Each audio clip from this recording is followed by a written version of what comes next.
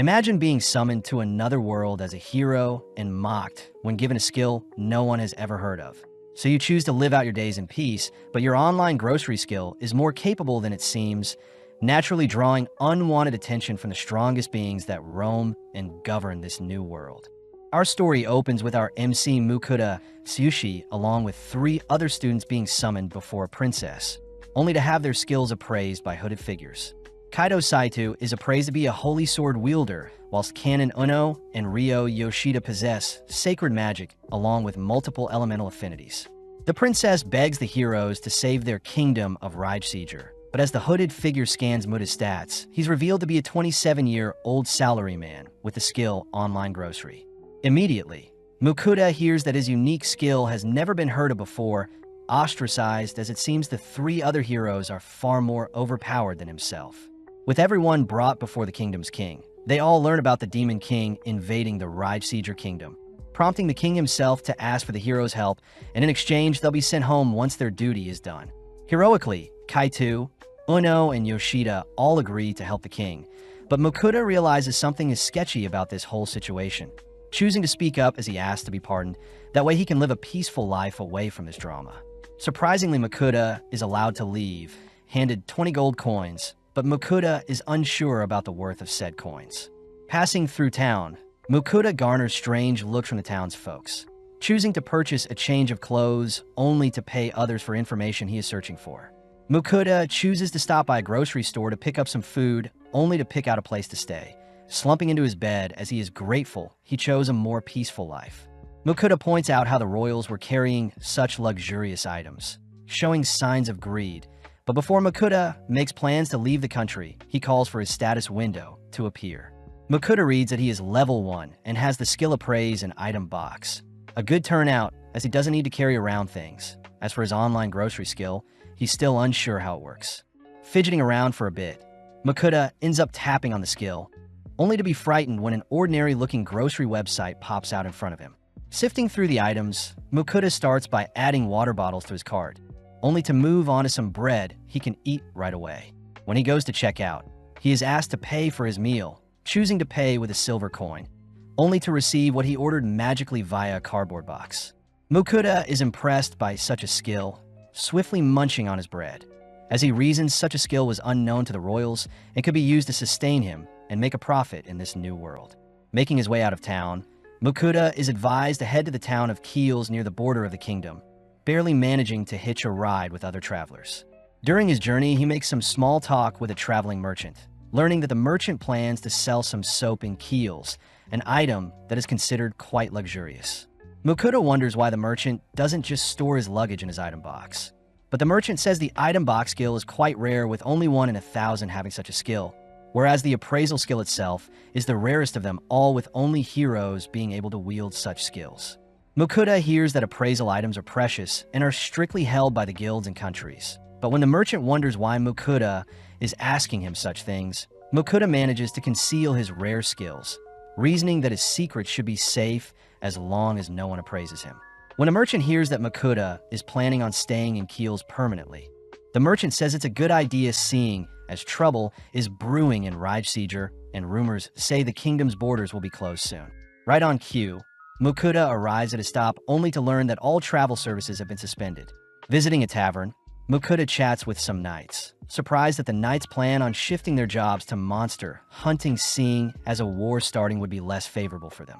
Visiting the town's guild, Mukuda greets the receptionist only to request for escorts to help guard him to the kingdom of Venan by foot.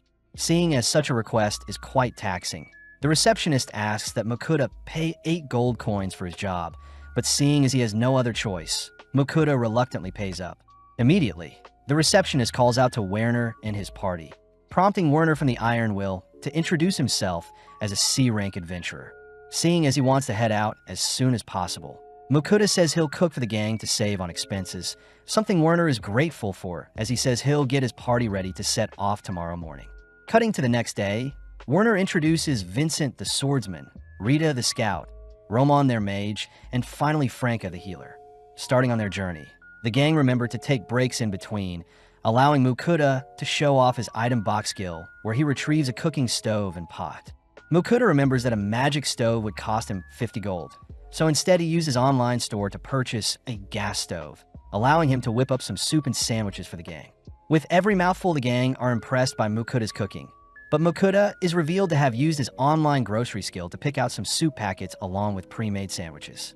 Seeing as his escort party is slowly warming up to him, they all agree to continue their journey, but with Rita as their front guard, she suddenly orders the gang to halt.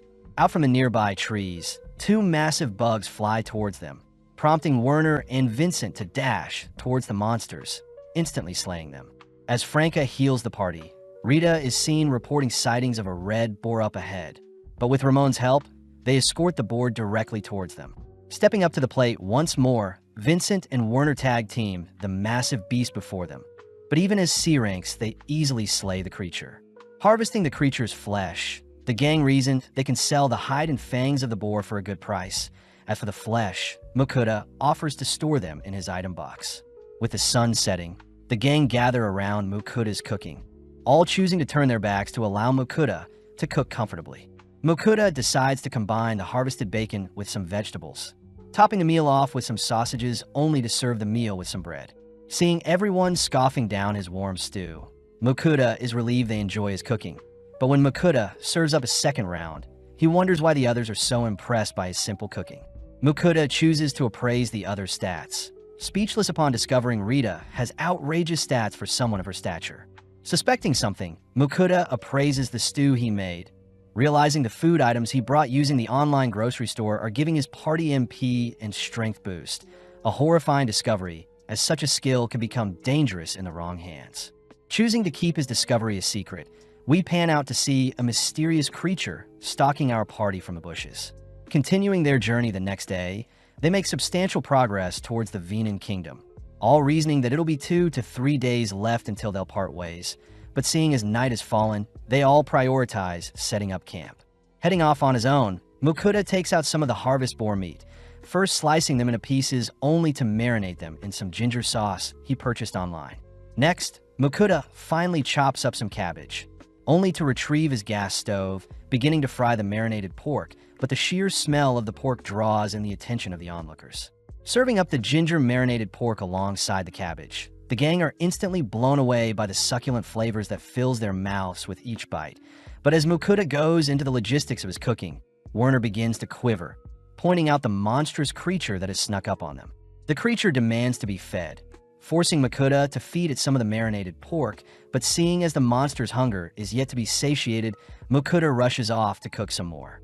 Batch after batch, Mukuta hastily feeds the creature, finally able to satisfy its hunger only after he's exhausted his supplies. Having taken a liking to Mukuta, the monster agrees to form a contract with Mukuta, making it his familiar, and seeing as he doesn't have a choice, Mukuta reluctantly agrees, turning white when he hears the monster demand to be fed 3 times a day. The monster says they must be given a name, refusing to accept an ordinary name, but seeing as the monster is a Fenrir, Mukuta settles for Fel. Proceeding the next day, the gang gets some horrified looks, especially since Fel is nonchalantly trotting alongside them. Plus, in the past, a Fenrir destroyed the entire country. Werner says Fel is guaranteed to draw attention from Venan's higher-ups, but Mukuta panics, seeing as he doesn't want to draw attention to himself. As the gang set up for lunch, Mukuta realizes they're running low on the boar meat they harvested, demanding that Fel go hunt for more meat, seeing as Fel requested that every meal contain meat. Fel admits that's a reasonable request, immediately dashing off to hunt down some prey. But in the meantime, Mukuta is praised for managing to command around the powerful Fenrir. At that moment, Fel returns with the corpse of a rock bird, a B-rank monster that Werner admits even their party couldn't take out. With the gang helping to extract the bird's flesh, Mukuta retrieves some teriyaki sauce, choosing to fry up the bird meat alongside the sauce only to serve it alongside some onion soup. Mukuta chooses to serve his party first, choosing to spend the rest of the time cooking and feeding Fel, ultimately using up the entirety of the rock bird. Having finally made it to the border of Kingdom Venan, Mukuta notices the kingdom's knights rallying outside the border, realizing that it's due to Fel's presence. Werner offers to speak with the knights, heading first towards the border, only for the rest of the gang to follow suit, ultimately greeted by Edgar, the captain of the knights. Edgar demands to know what Fel's intentions of entering the kingdom are, but Fel simply utters that it is Mukuda's familiar and it has no reason to harm the kingdom of Venan. Seeing as Fel is quite tamed, Edgar permits the gang to cross their border, but gets intrigued seeing the legendary Fenrir listen to Mukuda so willingly. Entering the checking station, Mukuda realizes he doesn't have a guild card, so he is forced to pay to enter, but regardless, Mukuda is just relieved to have made it to his destination. Werner warns Mukuda that the king will surely want to meet with Fel and Mukuda, but Mukuda reveals he won't be staying for long, as he plans to travel the world. Werner suggests that Mukuda apply at the Adventurers or Merchant Guild to ensure he can cross into any country without needing to pay a tax like earlier. Mukuda reasons that the Merchant Guild is best for him since he can sell the items he cooks for a profit, but the gang remind Mukuda that the Adventurers Guild can help carve up the monsters Fel catches, and Mukuda can still make a profit from the monster droppings. Seeing Mukuda conflicted, the gang reveal that Mukuda can apply to be both a merchant and adventurer, all heading towards the town's guild, but during the process Mukuda pays another tax to enter into the town. Out of nowhere, Mukuda is greeted by Edmund, a servant of Margrave Lindell, swiftly inviting Mukuda and Fel to meet his master. Mukuda hesitates to accept, but Edmund is very persistent, forcing Fel to step in, declaring that it knows Edmund and his master are after its powers. Fel successfully scares away Edmund, leading Werner to explain that nobles are only after status and power, plus the Margraves won't have enough manpower to force Fel into submission. Fel mentions how the ancient dragon it fought 400 years ago was the only creature worthy of its time, but seeing as their escort job is finished, Werner asks for Mukuda's signature to confirm they finished their task. Mukuda realizes he can read and write, a feature of being a hero, but just like that, Mukuda part ways with the others who are heading to the Adventurers Guild. Mukuda and Fel choose to visit the Merchants Guild, entering the building only to draw the attention of everyone in the room. But regardless, Mukuda greets the receptionist Michaela, asking to register as a merchant. Michaela gets to work explaining that the Merchants Guild isn't owned by any country and is composed of 5 ranks, with one's yearly fee, business type, and overall operation size determining said rank. Mukuda says he plans on traveling and opening food stalls where he pleases, something that classifies Mukuda into the lowest rank of iron. With Mukuda finally registered and given his merchant's card, he confirms that the guild buys monster drops. But first, Mukuda checks into his inn, showing off the stable Fel will have to stay in for the night. With it getting late, Mukuda gets started on dinner, piling up some meat for Fel only to wonder how he can satisfy his craving for rice. Mukuda chooses to invest in another stove to cook the rice, all whilst grilling the steaks in a separate pan, intentionally keeping them quite rare, just how Fel likes its meat. Topping the steak with some soy sauce, Fel instantly gobbles up the meat, demanding more, but Mukuda chooses to switch out the sauces to see which combination Fel prefers. After feeding Fel, Mukuda gets excited seeing as his rice is finally ready, carefully scooping out a bowl of rice only to top it with some steak and sauce, immediately devouring the meal. With Fel helping to clean up any leftover food, Mukuda is seen leaping into bed, but remembers to prepare the items he plans to sell the next day. Heading to the Merchants Guild the next day, Mukuda shows off the items he plans to sell, but Michaela gets shocked upon inspecting the items, quickly asking Mukuda to follow her to a separate room. Introduced to the Guildmaster, the Guildmaster reveals that the salt and pepper Mukuda plans on selling is so valuable it could be a gift for royals. The Guildmaster asks to personally purchase the item, offering up 4 gold coins for the salt and 10 gold coins for the pepper, piquing Mukuda's interest as he purchased the salt and pepper for a measly 5 copper coins, each from his online store. Mukuda remembers that pepper used to be as valuable as gold in the past, but seeing Mukuda deep in thought, the Guildmaster mistakes it for hesitation, choosing to offer up 17 gold for both the salt and pepper. With Mukuda accepting the purchase, he reasons he shouldn't exploit such a trade too often, heading outside only to direct his attention to the Adventurers Guild. Mukuda is greeted by Bianca, the guild's receptionist, who hands Mukuda a form to fill out for his guild membership, paying no attention to Mukuda, only to toss him his guild card once the paperwork is done. Seeing Bianca brush him off, Mukuda asks for an explanation on how the rank and quest systems work, prompting Bianca to reluctantly utter that adventures all start at G rank and the highest attainable rank is S rank. Adventurers can accept a quest 1 rank higher or equal to one's current rank, and that there is a validity period for an adventurer's rank. Plus, G ranks must accept a quest each month. Viewing the quest board, Makuta reasons he should get started on a herb-gathering quest. But first, Makuta whips up some more steak for Fel. Makuta gets curious as to how strong Fel truly is, using his appraisal skill on the beast, only to be speechless seeing Fel's maxed-out stats. Waking up bright and early the next day, Makuta heads to wash his face, only to hear Fel growling at him, demanding to be fed a filling breakfast. Putting together a quick breakfast, Makuta and Fel head out for their herb-gathering quest, reasoning that Makuta himself should gather some herb whilst Fel hunts for their next meal. Fel suddenly detects monsters roaming nearby, swiftly casting a protective barrier to ensure its master's safety, only to part ways as Fel rushes to hunt down some monsters. Taking out the quest, Makuta sees that he needs to gather Caillou and Maj grass, using his appraisal on a nearby field only to see that there is only weeds growing nearby. Heading a little deeper, Makuta successfully hunts down both Caillou and Maj grass, reasoning he should take back some extra just to be safe. Seeing as his quest is already finished, Makuta gets started on lunch, using his online store to purchase some beef, pork, meat sauce, and pasta. Makuta first dices and sautés the onions, only to add the meats and sauce, but suddenly Fel returns with another rock bird. Fel mentions that it hunted other prey and left it nearby. But for now, Makuta focuses on boiling and salting the pasta, serving the pasta and the sauce only to top off the dish with some Parmesan cheese and parsley. Inspecting the dish, Fel is skeptical at the vine-looking dish, but with a single slurp, Fel begins to devour the spaghetti dish before him. Makuta is glad he can still enjoy the foods he loved in his original world, suddenly bursting out laughing when he sees Fel is all dirty from shoving its face in the meat dish. Finally heading to inspect Fel's other prey, Makuta scans the monster corpses, realizing that Fel has brought back a giant deer, black serpent, and murderous grizzly only to store them away in his item box. Makuta does notice that Fel has brought back some orcs, skeptical if they're edible, but Fel reassures Makuta that humans eat orcs all the time. Seeing as everything is done, Fel offers to give Makuta a ride back into town, instantly dashing through the forest and towards town, but Fel's sheer speed almost knocks out Makuta. Back inside the guild, Bianca is impressed that a G rank managed to gather so many herbs, handing Makuta the pay for the quest along with the excess herbs he picked. Before Bianca leaves, Makuta mentions how he would like to sell some monsters his familiar had hunted down, but Bianca is clearly too distracted adoring how fluffy Fel looks. Bianca points Makuta to the guild's butcher, but upon learning that Makuta has quite a heap of monster corpses he needs to sell, the butcher asks Makuta to follow him out back.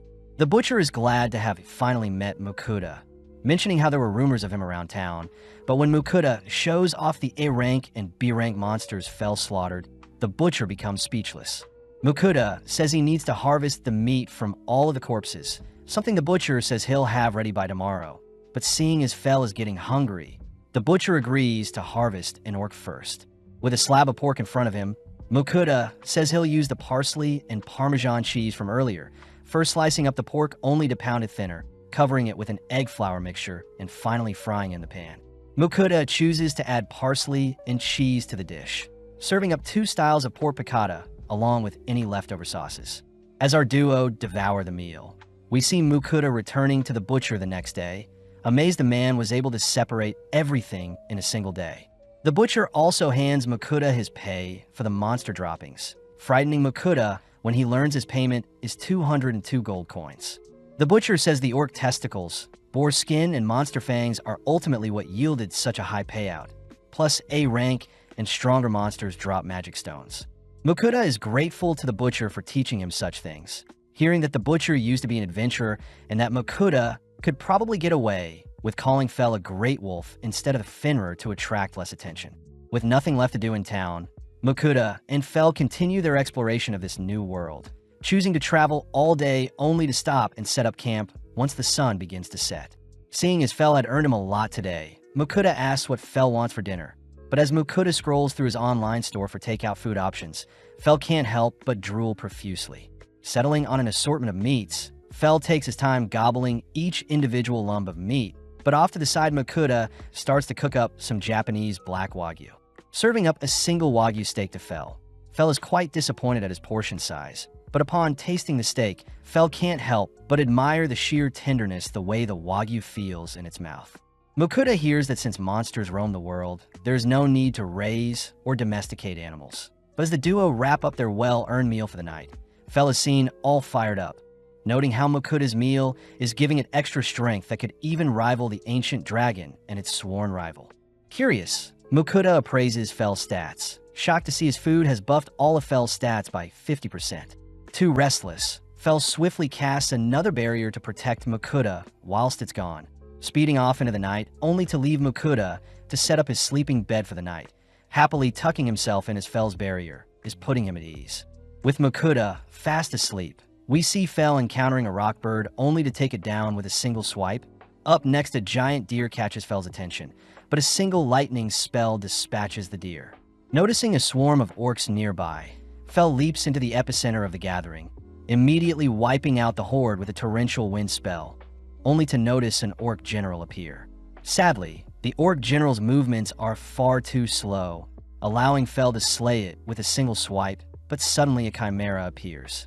Having just gotten started, Fel's roar sounds throughout the night, and by daytime Mukuta is in disbelief seeing all the monsters Fel had slain whilst he was sleeping.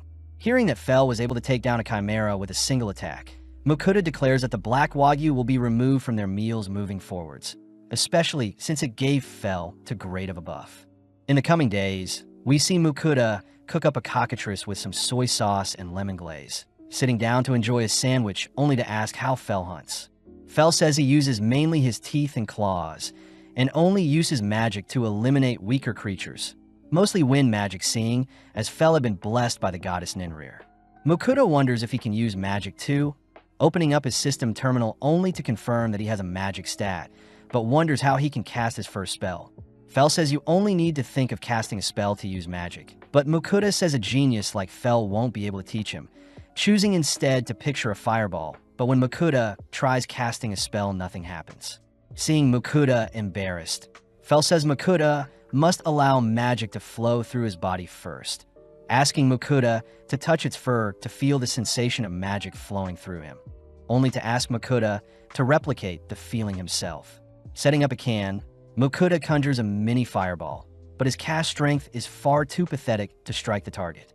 Fel suggests that they engage in actual monster combat to help Mukuta grow, but upon seeing Mukuta wimping out, Fel drags Mukuta deeper into the forest. Discovering some goblins, Fel asks Mukuta to attack them, but Mukuta fears that the goblin swarm will be too much for him. Annoyed, Fel howls, drawing the goblin's attention towards Mukuta, who hurriedly flees. Running alongside Mukuta, Fel instructs Mukuta to continuously cast spells to survive, only to leave for now, as Fel wants to hunt monsters as well. Seeing no other way out, Mukuta manages to fire off 2 fireballs, but accidentally trips over a rock when he gets too distracted. With the horde now pouncing on Mukuta, Mukuta is suddenly protected by the barrier Fel had casted earlier, and seeing as he still needs to fight off the goblins, Mukuta lets rip several more fireballs. With only a few remaining, Mukuta musters his remaining strength to cast a final greater fireball, but having no strength left, Mukuta collapses to the ground. As the remaining goblins approach Mukuta, Fel arrives intercepting the goblins, but as Mukuta finally falls unconscious, he awakens later that night angry at Fel for putting him through that experience. Fel says Mukuta should be thankful since Mukuta can now use magic. Plus, Fel says he can detect Mukuta's level has risen, something Mukuta confirms as he is now level 3 with the fire magic unlocked. As a gift, Fel shows off a goblin king he has hunted, and even though goblin flesh is not edible, Fel says Mukuta can still cash in a magic stone the goblin has. Fel says he wants to be rewarded with a meal, hinting at the fact that a wagyu steak may suffice, but Mukuta says he won't be serving wagyu anytime soon, especially since Fel was too energetic afterwards. When Mukuta prepares to start cooking, he suddenly collapses onto his knees once more, declaring that they'll have to buy stuff online for their dinner, seeing as he's too tired. Served up a massive plate of dessert buns. Fel watches as Mukuta nibbles on a melon bun, following his lead as he too devours his platter of desserts. As Mukuta serves up seconds, he warns Fel not to eat too many sweets or he'll become sick, but Fel says his blessing from the goddess Ninrir makes him immune to any poisons of debuffs. Mukuta can't help but get jealous, screaming out into the night sky to be blessed as well, all whilst a mysterious being listens to Mukuta's pleas. Reaching their next town, Mukuta is cornered by some knights who are threatened by Fel, But luckily Mukuta's guild card calms down the nights, seeing as Fel is registered as Mukuta's familiar. Fel gets annoyed when others call him a great wolf, using telepathy to communicate with Mukuta, seeing as they are master and slave technically. One of the knights reminds Mukuta that he is responsible for any damages Fel may inflict, but as the duo head through town, they reason they should find a map to see where they're heading next. Checking into the Elmira's Inn, Mukuta asks Fel to wait for him only to leave Fel with some snacks, so he doesn't run off. Visiting the town's bookstore, Mukuta stumbles onto a book that teaches basic magic, only to be shocked to hear the book will cost 7 gold coins, especially since paper is quite rare in this world. As for a world map, Mukuta hears that such an item is considered a nationally restricted item, ultimately forced to leave empty-handed. Having failed to learn anything from the town's library as well, Mukuta returns to a starving Fel, annoyed to hear that Fel wants to be fed. Seeing as they need food quickly, Mukuta chooses to purchase some yakitori and tonkatsu from his online store, pleasing Fel as they resemble the boar and rockbird they ate previously. Needing to eat himself, Mukuta ends up steaming some rice, only to enjoy it with some leftover pork cutlets and dipping sauce, all whilst Fel drools over the meal. Exploring town the next day, Mukuta stumbles into a bar only to approach some men to ask them a few questions. When the men refuse, Mukuta buys them a few drinks, cheering up the mood as they gladly invite Mukuta to sit down. Mukuta starts by uttering that he traveled from the kingdom of Ragester and it's his first time in the kingdom of Venan. But immediately, the men mention how the kingdom of Ragester has started several wars in an attempt to claim more land once the new king took over. Mukuta hears that the kingdom of Ermin and the kingdom of Leonhard in the east are safe places, plus there are dungeons for adventurers to explore. Mukuta is grateful for the information, but voices how upsetting it is he has yet to find a map. Coincidentally, the men before him reveal a map of their own, having obtained it from a fellow adventurer. The men offer to pass it down to Mukuta, seeing as they've already memorized it, even agreeing to sell it to Mukuta for a measly gold coin. Unable to pass up the opportunity, Mukuta agrees to buy the map. But as the men leave, the remaining people in the bar laugh at Mukuta, revealing that the map he bought could have easily been purchased at the guild for a single silver coin. Taking the hit and learning from the loss, Mukuta and Fel continue on feet eastwards to the country next to the sea, a location that should house sea serpents and krakens. In the realm of gods, we see Ninrir wondering why Fel had contracted with a human, continuing to monitor Fel and Mukuta. Back with our duo, we see Fel speeding past a forest, only to arrive near the sea. Fel says he's fiending for some seafood, nonchalantly approaching the body of water only to unleash a devastating lightning spell that slays countless fish. Fel says Mukuta is free to collect as many fish as he needs, and the remainder should return back to normal after their paralysis wears off. Getting to work, Mukuta starts off by collecting some violet trouts, only to encounter a bigger-looking king trout. But when Fel asks Mukuta to retrieve a purple-looking fish, Mukuta appraises it to be a poisonous lake fish. Mukuta instantly tosses the poisonous fish back into the water, reminding Fel that his human body won't be able to withstand poison, instead settling for the other fishes.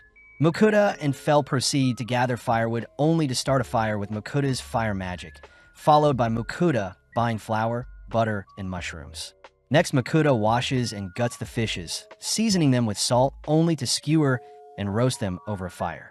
Moving on to the king trout, Mukuta begins filleting the fish, switching things up by wrapping up the king trout in some foil alongside some seasoning, placing this batch alongside the fire to cook. Finally, Mukuta moves on to the remainder of the fish, battering them only to grill them like normal. With 3 different fish dishes completed, the boys tuck into their dinner, prompting Mukuta to take out a can of beer to pair it with the fishy meal. With every bite of fish and sip of beer, Mukuta gets lost in the endless flavors in his mouth. But suddenly Fel cries for more fish, forcing Mukuta back onto his feet as he continues to fry up some more fish. Having stuffed themselves, Mukuta mentions how their dinner reminded him of camping, but as he heads to clean up, he suddenly bumps into a slime.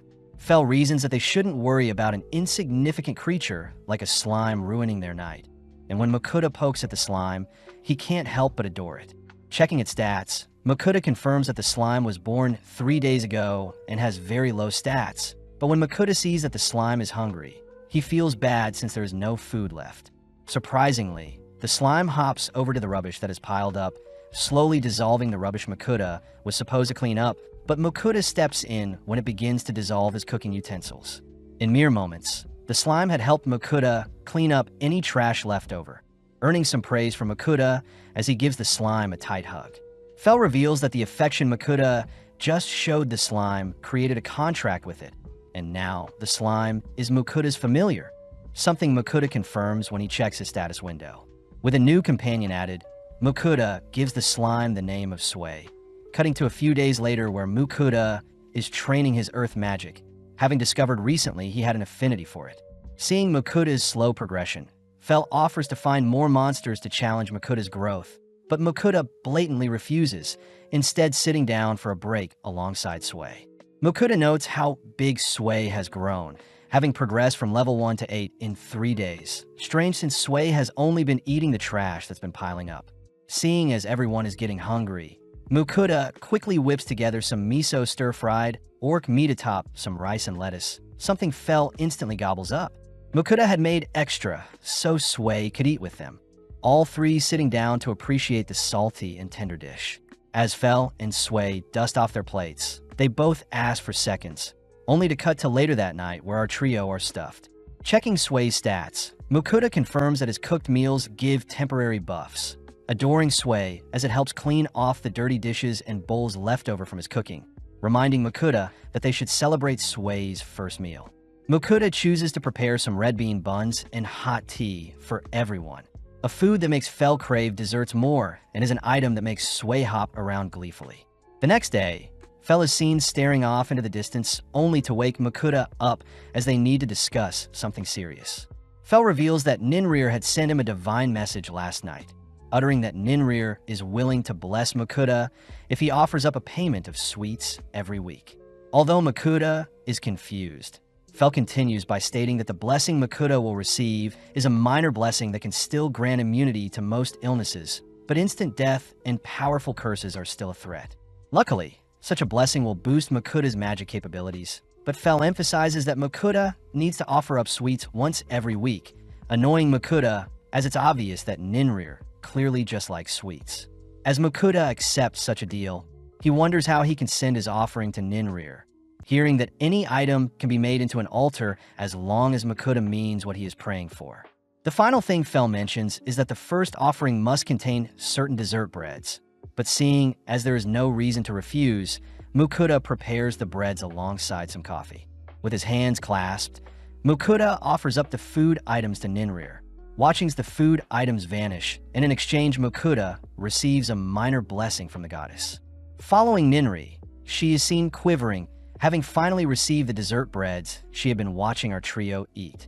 With a single bite, Ninrir is overjoyed by the delectable treat, even flushing down the scrumptious treats with the coffee Makuta sent only to continue to stuff her face with the other sweets. Getting back to training, Makuta tries out one of his rock spells, amazed to see that Ninrir's blessing has improved his strength and control over his magic. Additionally, Sway has reached level 13, motivating Makuta to work harder and get stronger. But after a few hours of training, Makuta decides to refuel with some sweets. Combining some chocolate with some coffee, Makuta shares his meal with Sway, both awaiting Fell's return. After some more waiting, Fell finally returns, instantly sniffing out the chocolate Makuta had snacked on whilst he was gone, forcing Makuta to purchase some more chocolate to quench Fell's cravings. To make things worse, Ninrir telepathically orders for Makuta to send her some chocolate as well, shyly uttering that she had already finished the sweets he sent her, so she needs some more. Reluctantly, Makuta agrees, only for Fell to rush Makuta onto his back, horrified to hear that Makuta's training isn't going well, only to whisper under his breath that they'll need to visit a certain location after all. Arriving before a cave, Fell utters that it is actually a dungeon before them and Makuta will need battle experience to train his new earth magic. Seeing Makuta try to sneak away, Fell swiftly tosses Makuta back towards the dungeon, reassuring Makuta that the dungeon is only filled with weaklings, but Makuta says they're weak only to Fell. Fell reminds Makuta that one day he won't be able to fully protect Makuta, finally giving Makuta the courage to tackle the dungeon. But first Makuta declares he'll need to eat first. Ordering tons of takeout, Makuta finally tells Fell about the stats boost his food grants, And since Makuta can't tell what foods boost which stats, he simply begins to gorge on spread in front of him. Only tasting each food item, Makuta hands the leftovers to Sway, who helps clean up any mess, whilst also leveling up from consuming non-food items. As Makuta finishes up tasting the desserts, he comments on how full he is, and upon checking his stats, he confirms that everything is boosted by 20%. With Fel and Sway eating the leftovers, Makuta sees that their stats went up as well, and with Fel casting his barrier on Makuta, they finally enter the dungeon with Makuta wielding a sword. As Makuta slowly treks into the cave, he suddenly encounters a slime, wondering if he should slay it since Sway is present, but in an instant Sway spits out some acid, instantly slaying the opposing slime. Fel is impressed that Sway had learnt such a skill, all watching as Makuta follows up with a stone bullet to attack an incoming slime, only for Sway to finish off a second approaching slime. Makuta is freaked out hearing that the dungeon will absorb anything that dies in it, including the slime corpses before them. But as they venture deeper, Fel warns Makuta that horned rabbits are on the next floor. With the rabbits rushing Makuta, he aimlessly swings his sword around, only to move on the next floor where Makuta faces some goblins with his fire magic. Makuta does wonder why monsters are still attacking with Fel present, hearing that monsters in the dungeon attack anything that enters, suddenly running into kobolds on the next floor. At first, Makuta attempts to flee, but seeing no other escape, Makuta manages to unleash 2 earth projectiles that flatten the kobolds, amazing Makuta himself. Fel reminds Makuta to grow stronger whilst in the dungeon, all heading into the deepest floor of the dungeon. But horrifically, Makuta encounters hundreds of kobold guarding the last floor. When Makuta tries running away again, Fel stops him, allowing Sway to help this time with clearing the floor, plus Fel himself can always step in if things get hectic. Seeing Sway pumped up, Fel shoves the pair towards the enemy, alerting the kobolds to Makuta's presence as they all simultaneously lunge at Makuta. Luckily, Fel's barrier repels the attacking monsters, giving Sway the opening to slay several kobolds with its acid spit. Makuta rushes to join in, casting several stone bullets in tandem with Sway's acid spit to clear out the majority of the attackers. After a while, only 2 kobolds remain, both seemingly fleeing the scene, but out of nowhere their corpses are flung out of hiding, revealing the boss of the dungeon, the Kobold King. Fel says the king has appeared since his subordinates have been slain, but out of nowhere the king locks onto Makuta, forcing him to flee. With Makuta attempting to take down the creature with his stone bullets, he realizes that the projectiles simply deflect off the king's tough exterior, panicking as he can only flee from the king's axe swings. To make things worse, Fel mentions how his barrier won't completely protect Makuta, forcing Makuta to steal his resolve as he conjures a far greater stone bullet than the rest, managing to strike the king directly in the head. With the Kobold King's head recoiling, it suddenly recovers, opting to use its claws to attack Makuta, but before Makuta can retaliate, he suddenly feels dizzy, having exhausted his mana. Left wide open, Makuta is once again saved by Fel's barrier, realizing that Fel was lying to force Makuta to grow. With the Kobold King fixated on breaching Fel's barrier, Sway fires off a beam of acid, instantly disintegrating the creature. But before Makuta faints from fatigue, he notices Sway glowing. Back outside, Makuta awakens from his slumber, reassuring Sway that he's fine, but strangely enough, Sway can now communicate with him. Makuta pulls Sway in for a hug, checking her stats only to see that she's evolved from a baby slime to a slime, explaining why Sway was glowing earlier. To top things off, Sway is already level 7 after her levels reset. As for Makuta, he is officially level 7 with Earth Magic as a new skill, but sadly he is still weaker than Sway. Makuta hears that Fel left a while ago, but in the meantime Makuta wonders if Sway is a rare breed for her kind, but right on cue Fel returns. Makuta realizes Fel went out to hunt and eat since he got hungry. Still annoyed, Fel lied to him about his barrier breaking, but Makuta is grateful since Fel pushed him out of his comfort zone. Seeing as everyone is hungry, Makuta browses the online store to pick up some eggs, fish stock, soy sauce, and rice, only to begin cutting up some onions and rockbird. Next, Makuta simmers the ingredients in a broth base, only to top everything off with some eggs, adding the mixture to some rice to reveal a rice bowl.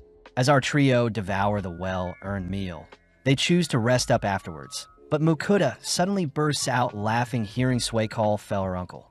Since Sway is only 14 days old and Fel is 1,000 years old, it makes sense, but feeling embarrassed, Fel roars, demanding to be addressed simply as Fel.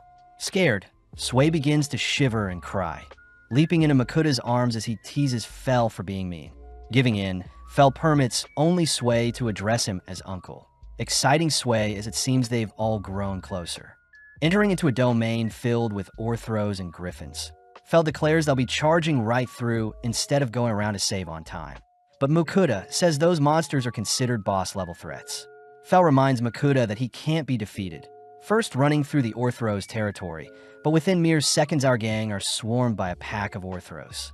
Although most of the Orthros can recognize that Fel is stronger than them, a lone younger Orthros chooses to challenge Fel, prompting Makuta and Sway to run for cover.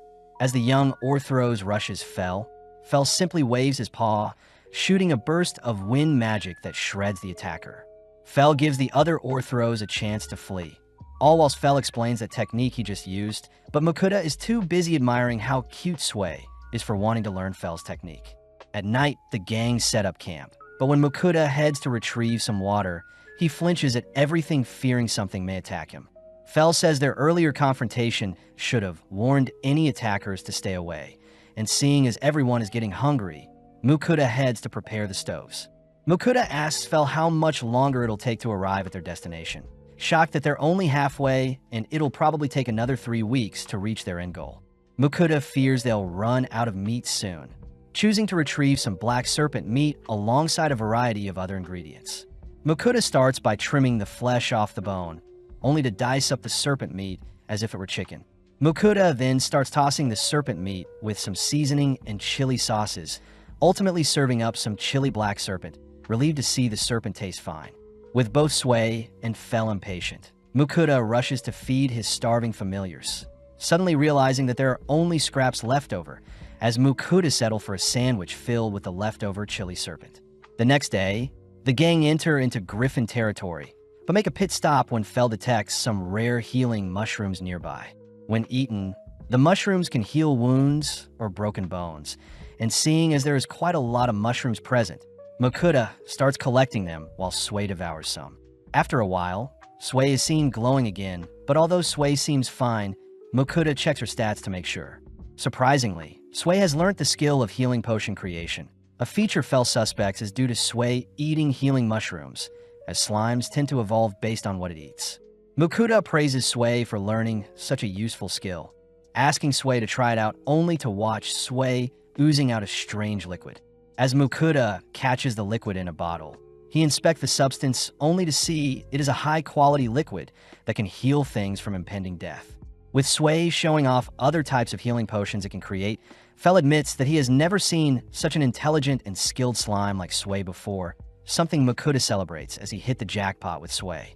In the next 3 days, the gang finally encounter their first griffin, but as the creature flies towards the gang, it suddenly greets Fel with its head hung low. The griffin begs Fel to duel it, as it wants to become head of its pack, and seeing as the griffin is willing to give its life to prove itself, Fel accepts the duel.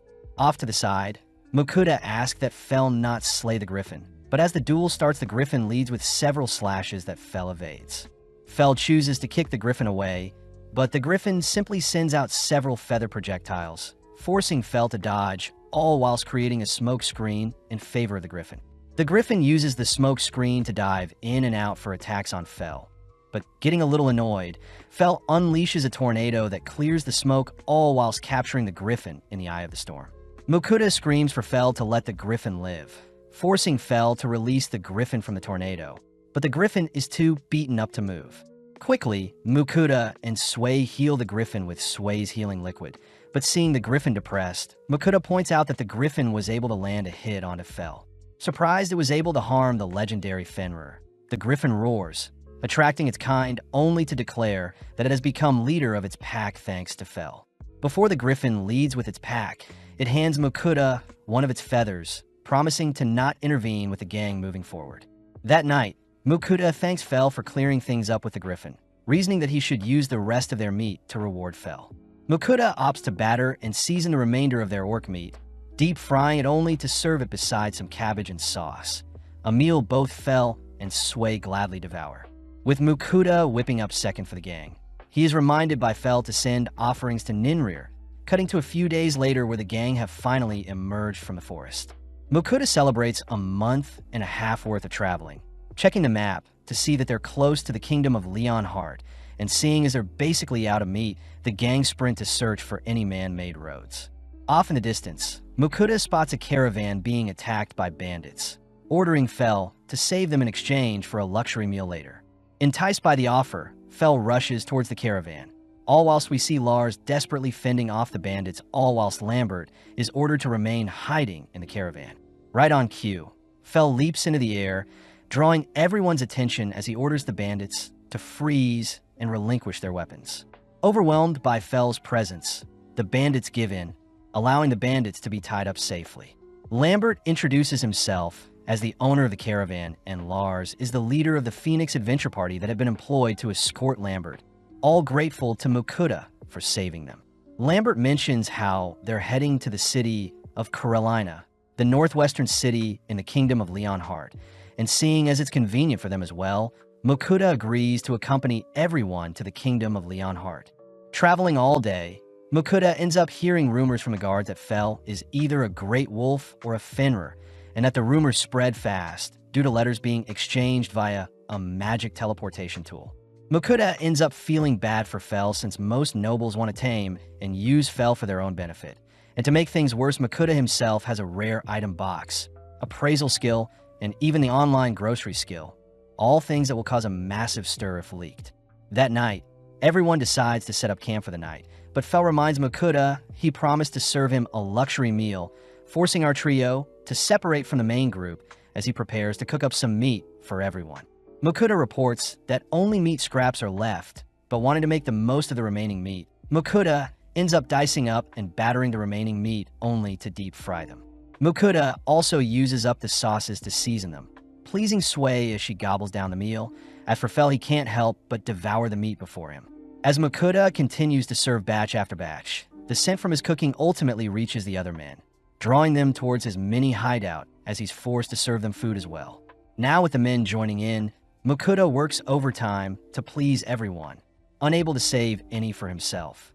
Grateful for the meal, Lars and his men promise to protect Mukuda whilst they rest, only to glare at the bandits, ordering them to behave. When the bandits refuse to be quiet, Mukuda speaks up, reminding the bandits that Fel will rip them to shreds if they disrupt their beauty sleep. The next day, Mukuda finally arrives at Carolina, the 5th largest city in Leonhardt, a place where Lambert's family have been leather merchants for generations. Seeing as Lars is heading to the guild to report the bandits they captured, Mukuda promises to visit Lambert's store later, first accompanying Lars to the town's guild. Surprisingly, Mukuda learns that his G-rank license had been revoked since he hasn't accepted a quest for over a month, learning from Annette that most G-ranks try getting to F rank as soon as possible. That way he'll have a 3-month grace period between quests. Seeing as he won't make the same mistake twice, Mukuda asks to re-register his guild license, this time reporting that Sway is a new familiar he wants to register, but this only makes other adventurers mock him for taming a slime. Afterwards, Mukuda asks where he can submit the monsters he's collected, only for Lars to ask if he and his men can watch, curious as to what monsters Fel had slain. Seeing the massive monster pile, Lars and his men are speechless, but Mukuda continues to pile up the corpses, stopping just before he adds the Chimera corpse. Johan the Butcher is impressed to be given the chance to carve up so many corpses, but Mukuda asks if it's fine to have his monsters butcher in places other than the guild, but Johan advises against it since non-licensed butchers are sketchy. In mere moments, Johan perfectly extracts a portion of the red serpent's delicate skin, making Mukuda and Fel crave the taste of the serpent's meat. Lars suddenly realizes something, asking what meats were served to them last night. But upon hearing that Mukuda had served them A-rank and B-rank monsters, Lars and his men immediately apologize for stuffing themselves with such rare monster meat. Mukuda is surprised at first, but reassures the men it was fine, something Lars can't accept as he promises to assist Mukuda if anything arises in the future. Checking into the Griffin in that night, Mukuda reasons that he should reach F rank whilst he's in town, plus he needs the guild's butcher to help extract the meat for their adventures. Before Mukuda heads to sleep, Ninrir's voice reminds Mukuda to complete his weekly offerings, and seeing as there is a pudding and jelly sale in his online store, Mukuda offers up a variety of sweets to the goddess. The next morning, Mukuda checks out the quest board, learning that basic escort jobs are worth 1 point. Herb gathering is worth 2 points, and goblin hunting will garner 3 points. Seeing as he needs 100 points to rank up, Mukuda estimates that it may take around 2 to 3 months. But Fel orders Mukuda to take all the goblin slaying quests to speed things up. As both boys argue using their telepathy, Fel gets an idea, managing to convince Sway to agree to hunt down some goblins, ultimately convincing Mukuda to take on a goblin hunting quest. Heading eastwards, the quest rewards 5 goblin kills with 3 silver coins and 3 points. A reasonable offer for hunting goblins. After a few minutes of searching, our trio stumble onto 3 goblins, but in mere moments, Sway shoots them down with her acid spit. Mukuda is thrown off when the quest requires Mukuda to slice off a goblin's ear as proof of a successful hunt, traumatizing Mukuda as he screams whilst harvesting the ears. Having made too much noise, another army of goblins approaches our trio, but Sway gets to work dispatching them one by one. Not satisfied, both Sway and Fel drag Mukuda toward the nearby goblin settlement, ultimately managing to rack up quite a few hundred goblin corpses. Moving on to harvesting the goblin ears, Mukuda wonders what they'll do with the remainder of the goblin bodies, fearing that it may attract other monsters or even create a dungeon itself. Fel reckons they should leave the corpses be and let nature do its magic, but Mukuda refuses, asking if Sway herself could melt down the bodies. Happily obliging, Sway ends up growing massively in size after cleaning up a fraction of the corpses, and when Mukuda checks Sway stats, Mukuda sees that Sway has evolved into a big slime. Having gained the skill to proliferate, Sway shows off her skill to change size at will, splitting her body apart into smaller Sways only to begin dissolving the remainder of the goblin corpses. Mukuda is amazed by how overpowered Sway has gotten, but seeing as it's almost lunchtime, Mukuda declares they'll be having bread today. Changing things up, Mukuda purchases a variety of breads with savory fillings, intriguing Sway as she discovers different meats within each bread. As Fel tucks into the meal, Mukuda indulges in some coffee to wake himself up, a little disappointed that his plan to rank up slowly has been ruined, as the goblins they racked up in a single day have garnered him enough points to reach rank F already. Returning to the guild, Mukuda submits the horde of goblin ears he had collected, but this ends up causing a stir at the guild, stressing Mukuda out when the guild master himself asks to speak with Mukuda. Guided by a net out back, Willem the guild master greets Mukuda, grateful for Mukuda for taking out the goblin settlement near their town. Mukuda is shocked that Willem has deduced that Fel is indeed a Fenrir, but more importantly, Willem reads a message from the royal palace, informing Mukuda that the royals and nobles are aware of our trio's presence in their town, and that they'll leave Mukuda alone. Mukuda celebrates a happy accident, suddenly hearing that Willem is willing to promote Mukuda to a C rank, but Willem would like Mukuda to do him a couple favors. Mukuda fears that Willem has some devious quest lined up for him, but Willem corrects Mukuda, uttering that he actually needs Fel to take on some A-rank and S-rank quests for him. With Fel agreeing, Willem says there are a few quests that have been lying dormant for ages. Plus, Willem will ensure no one gets in Mukuda's way when taking on the quest. Seeing as it's the perfect time, Mukuda finally shows Willem and Johan the Chimera and Ortho's corpses he had been keeping secret, reasoning that the two men would be trustworthy enough to deal with them. But Willem fears that he won't have enough money to pay for such valuable monster corpses. The men settle for butchering up the Blue Orc, an S-rank monster, and an Orc King, another borderline S-rank creature, both powerful beings that Fel was easily able to slay.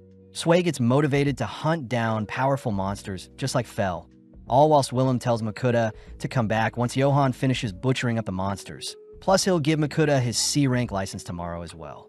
That night, Mukuda reasons they should switch things up from the normal fried food, opting to cook a meal with vegetables. Mukuda first boils some rock bird, only to have Sway help him shred the bird, only to finish the first meal by adding some sauce to the bird and vegetables. Next, Mukuda gets started on frying a portion of the rock bird with some vegetables, ultimately serving up the dishes to Fel and Sway, all whilst indulging in a beer himself.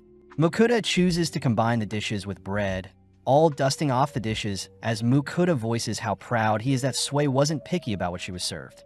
Noticing Fel cramped in his sleeping space, Mukuda offers to lay down a futon to help Fel sleep, only for everyone to finally head to bed.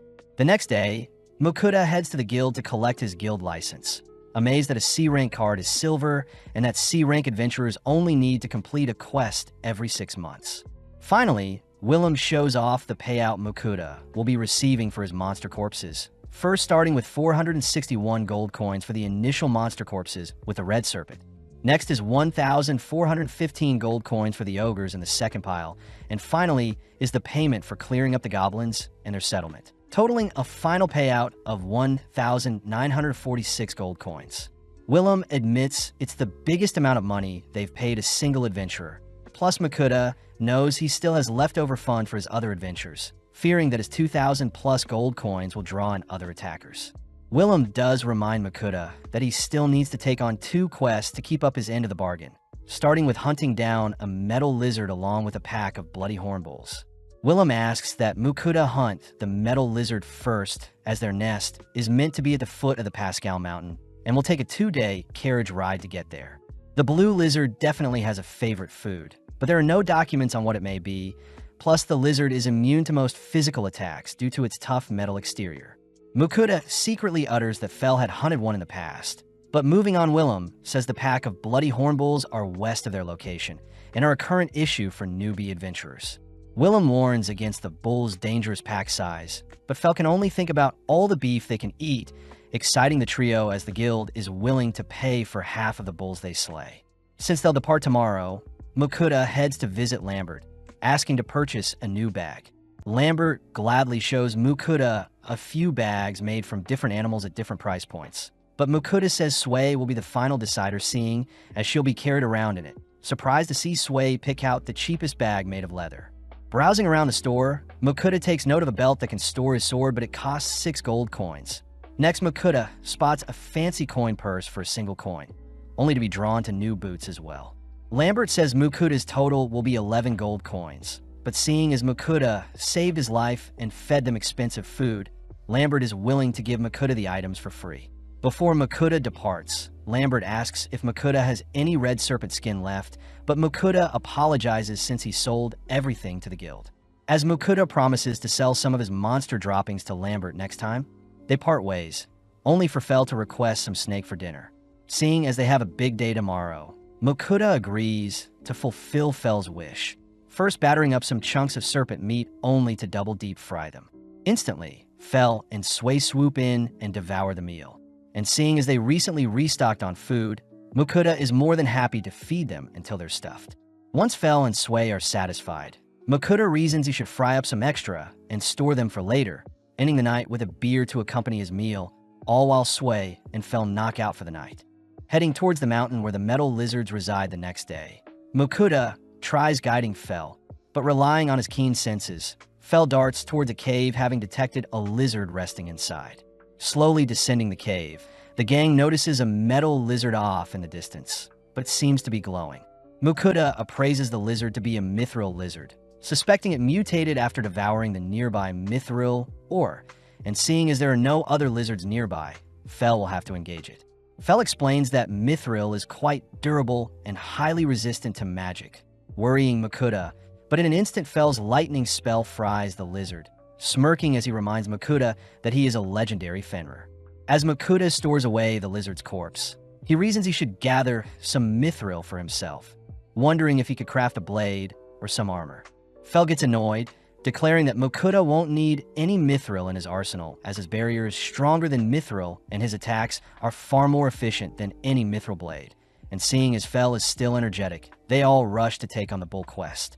After a while of traveling, our trio stand before the horde of bulls, prompting Mukuda to wait atop a hill whilst Fel deals with the monsters. Surprisingly, Sway herself wants to hunt down monsters as well, quickly meeting up with Fel as they use the tall grass to their advantage, ultimately pouncing and massacring the nearby bulls. Mukuda is completely horrified at how strong his familiars are, but nonetheless gets started with collecting the bulls' corpses, grateful to Sway and Fel for helping with transferring them into his item box. For a quick lunch, the gang munch on some sandwiches stuffed with orc and rockbird, all whilst Mukuda flushes down the meal with some cola. Intrigued, Sway asks to taste the carbonated beverage, piquing Fel's interest as well, only for everyone to wrap up lunch. As the sun begins to set, Mukuda shows off the mithril lizard Fel has hunted, shocking Johan and Willem as the last sighting of a mithril lizard was 400 years ago, plus the discovery of a mithril vein is the 4th of its kind. Mukuta realizes how catastrophic his findings are, especially since the mithril lizard, along with the discovery of the mithril vein, will have to be reported to the city lord and the king. But luckily Mukuta will get paid around 5,000 gold for a job well done. Mukuta panics at the amount of money he'll be holding, but Willem says they need to gather the funds first, asking Mukuta to keep everything discussed a secret for now. To make things worse, Mukuta reveals they completed the bull's quest as well, wrapping up the day as they leave the guild, stressed about all the attention he'll get if people find out what Fel is capable of. Regardless, Mukuta chooses to treat the gang with their newly harvested beef, starting off by slicing up several steaks only to season and sear them carefully. Serving up the first round of steaks, the gang immediately shiver at the plump and savory beef steaks, prompting Mukuta to serve up another round, but this time alongside some garlic steak sauce. As our trio eat till their heart's content, Mukuta is seen doing the dishes, flattered by Fel, who says he will only eat things that Mukuta cooks and moving forward. Mukuta is grateful to Fel and Sway for making his life easy, but as he heads to bed that night, he quickly remembers to offer up some sweets to Ninrir, even adding a few extras since Ninri personally requested specific sweets. As Mukuta's offering is sent to Ninrir, a few other voices can suddenly be heard in his head, revealed to be Agni, Kisharl, and Rusalka, fellow goddesses that are jealous of the tasty treats Ninrir has been receiving. Ninrir says she is simply accepting offerings after blessing Mukuta, but when the other girls see that Ninrir had only given Mukuta a minor blessing, they offer to bless Mukuta in exchange for sweet offerings as well. Kisharl says she is the goddess of earth, whilst Agni is the goddess of fire, both elemental affinities that Mukuta currently possess, and seeing as the goddess of creation may scold the girls for giving out to many blessings, they'll simply give Mukuta minor blessings like Ninrir. Mukuta secretly wonders if he could deny such offers, especially since it's never been heard of for someone to have more than one blessing. But having heard enough of Mukuta's whining, Agni and Kisharl both bless Mukuta regardless. With the girls excited to receive their offerings, we see off to the side Rusalka, the water goddess, begin to cry and not want to be left out. But she also doesn't want to bless Mukuta, seeing as he doesn't have an affinity for water magic. As Mukuta racks his brain to cheer everyone up, he suddenly notices Sway checking on him, swiftly asking for Rusalka to give her blessing to Sway, a perfect candidate. Happily obliging, Rusalka ends up fully blessing Sway, all suddenly demanding to be given their offerings now. Seeing as he has to keep up his end of the bargain, Mukuta purchases a box full of sweets, sending the offering up to the goddess only to collapse into his bed exhausted. Mukuta chooses to check his stats, amazed at how stacked they are, reasoning that Sway and himself should try out their new powers. Heading into a forest the next day, Mukuta confirms that his fire and earth magic have been severely boosted, and it seems he isn't as fatigued after casting a decent amount of spells. Up next, Sway tries out her new powers, dazzling everyone when she manages to conjure a massive water ball on her first go, only to decimate a nearby tree. To top things off, Sway's slashing attacks easily shred several trees at once, prompting Mukuta to instruct Sway to only attack monsters with her new powers. When Fel asks to spar Sway, Mukuta immediately forbids such a thing. Instead, Mukuta tries out his new rock wall skill, all whilst Fel heads off to do some hunting. When Fel returns with a black serpent corpse, Mukuta shows off a new house he made with his earth magic, but sadly Fel and Sway are more fixated on dinner. Waking up early the next day, the gang admit the house helped, only for Mukuta to declare they'll be delivering the serpent Fel hunted to Lambert. Back in town, Mukuta visits Johan, who shows off the remainder of the bull meat, all whilst handing Mukuta the remainder of his pay for the bulls. Johan reports that Willem is out speaking to the lord of the city about the mithril lizard, but in the meantime, Mukuta asks to sell the black serpent, but he'll be keeping the flesh and skin. Back at the inn, Mukuta shows off a new meat grinder he had purchased online, showing off the device to be able to mince up the bull meat, adding in some minced orc general meat as well. Mukuta gets to work frying some onions only to combine the meats, seasonings, and various other ingredients, ultimately shaping the mixture into patties with Sway's help. Choosing to store some in his item box for later, only to begin frying up the patties, serving them up alongside some hamburger sauce. With a single bite, our trio stuffed their faces with the juicy patties, plus Mukuta reveals he had added cheese in some of the patties. Later that day, Mukuta is annoyed at the soap bar he's been given since it doesn't produce any bubbles, choosing to purchase some from his online stores along with other bathroom amenities. Mukuda reasons it should be a suitable gift as well when they visit Lambert. But to make things less suspicious, Mukuda transfers over the liquids into more bland containers. Off to the side, Sway enjoys soaking in water, making Mukuda crave taking a bath in this new world. That night, Mukuda presents the black serpent skin he obtained to Lambert, something Lambert swipes up for 50 gold. Moving on, Mukuda reveals he is also a merchant guild member, asking for Lambert's advice on the bathroom products he bought. At first glance, Lambert is impressed by the scent the soap is giving off, but as Mukuda mindlessly rambles on about the cleaning products he is presenting to Lambert, he suddenly stops himself, wondering if he said too much.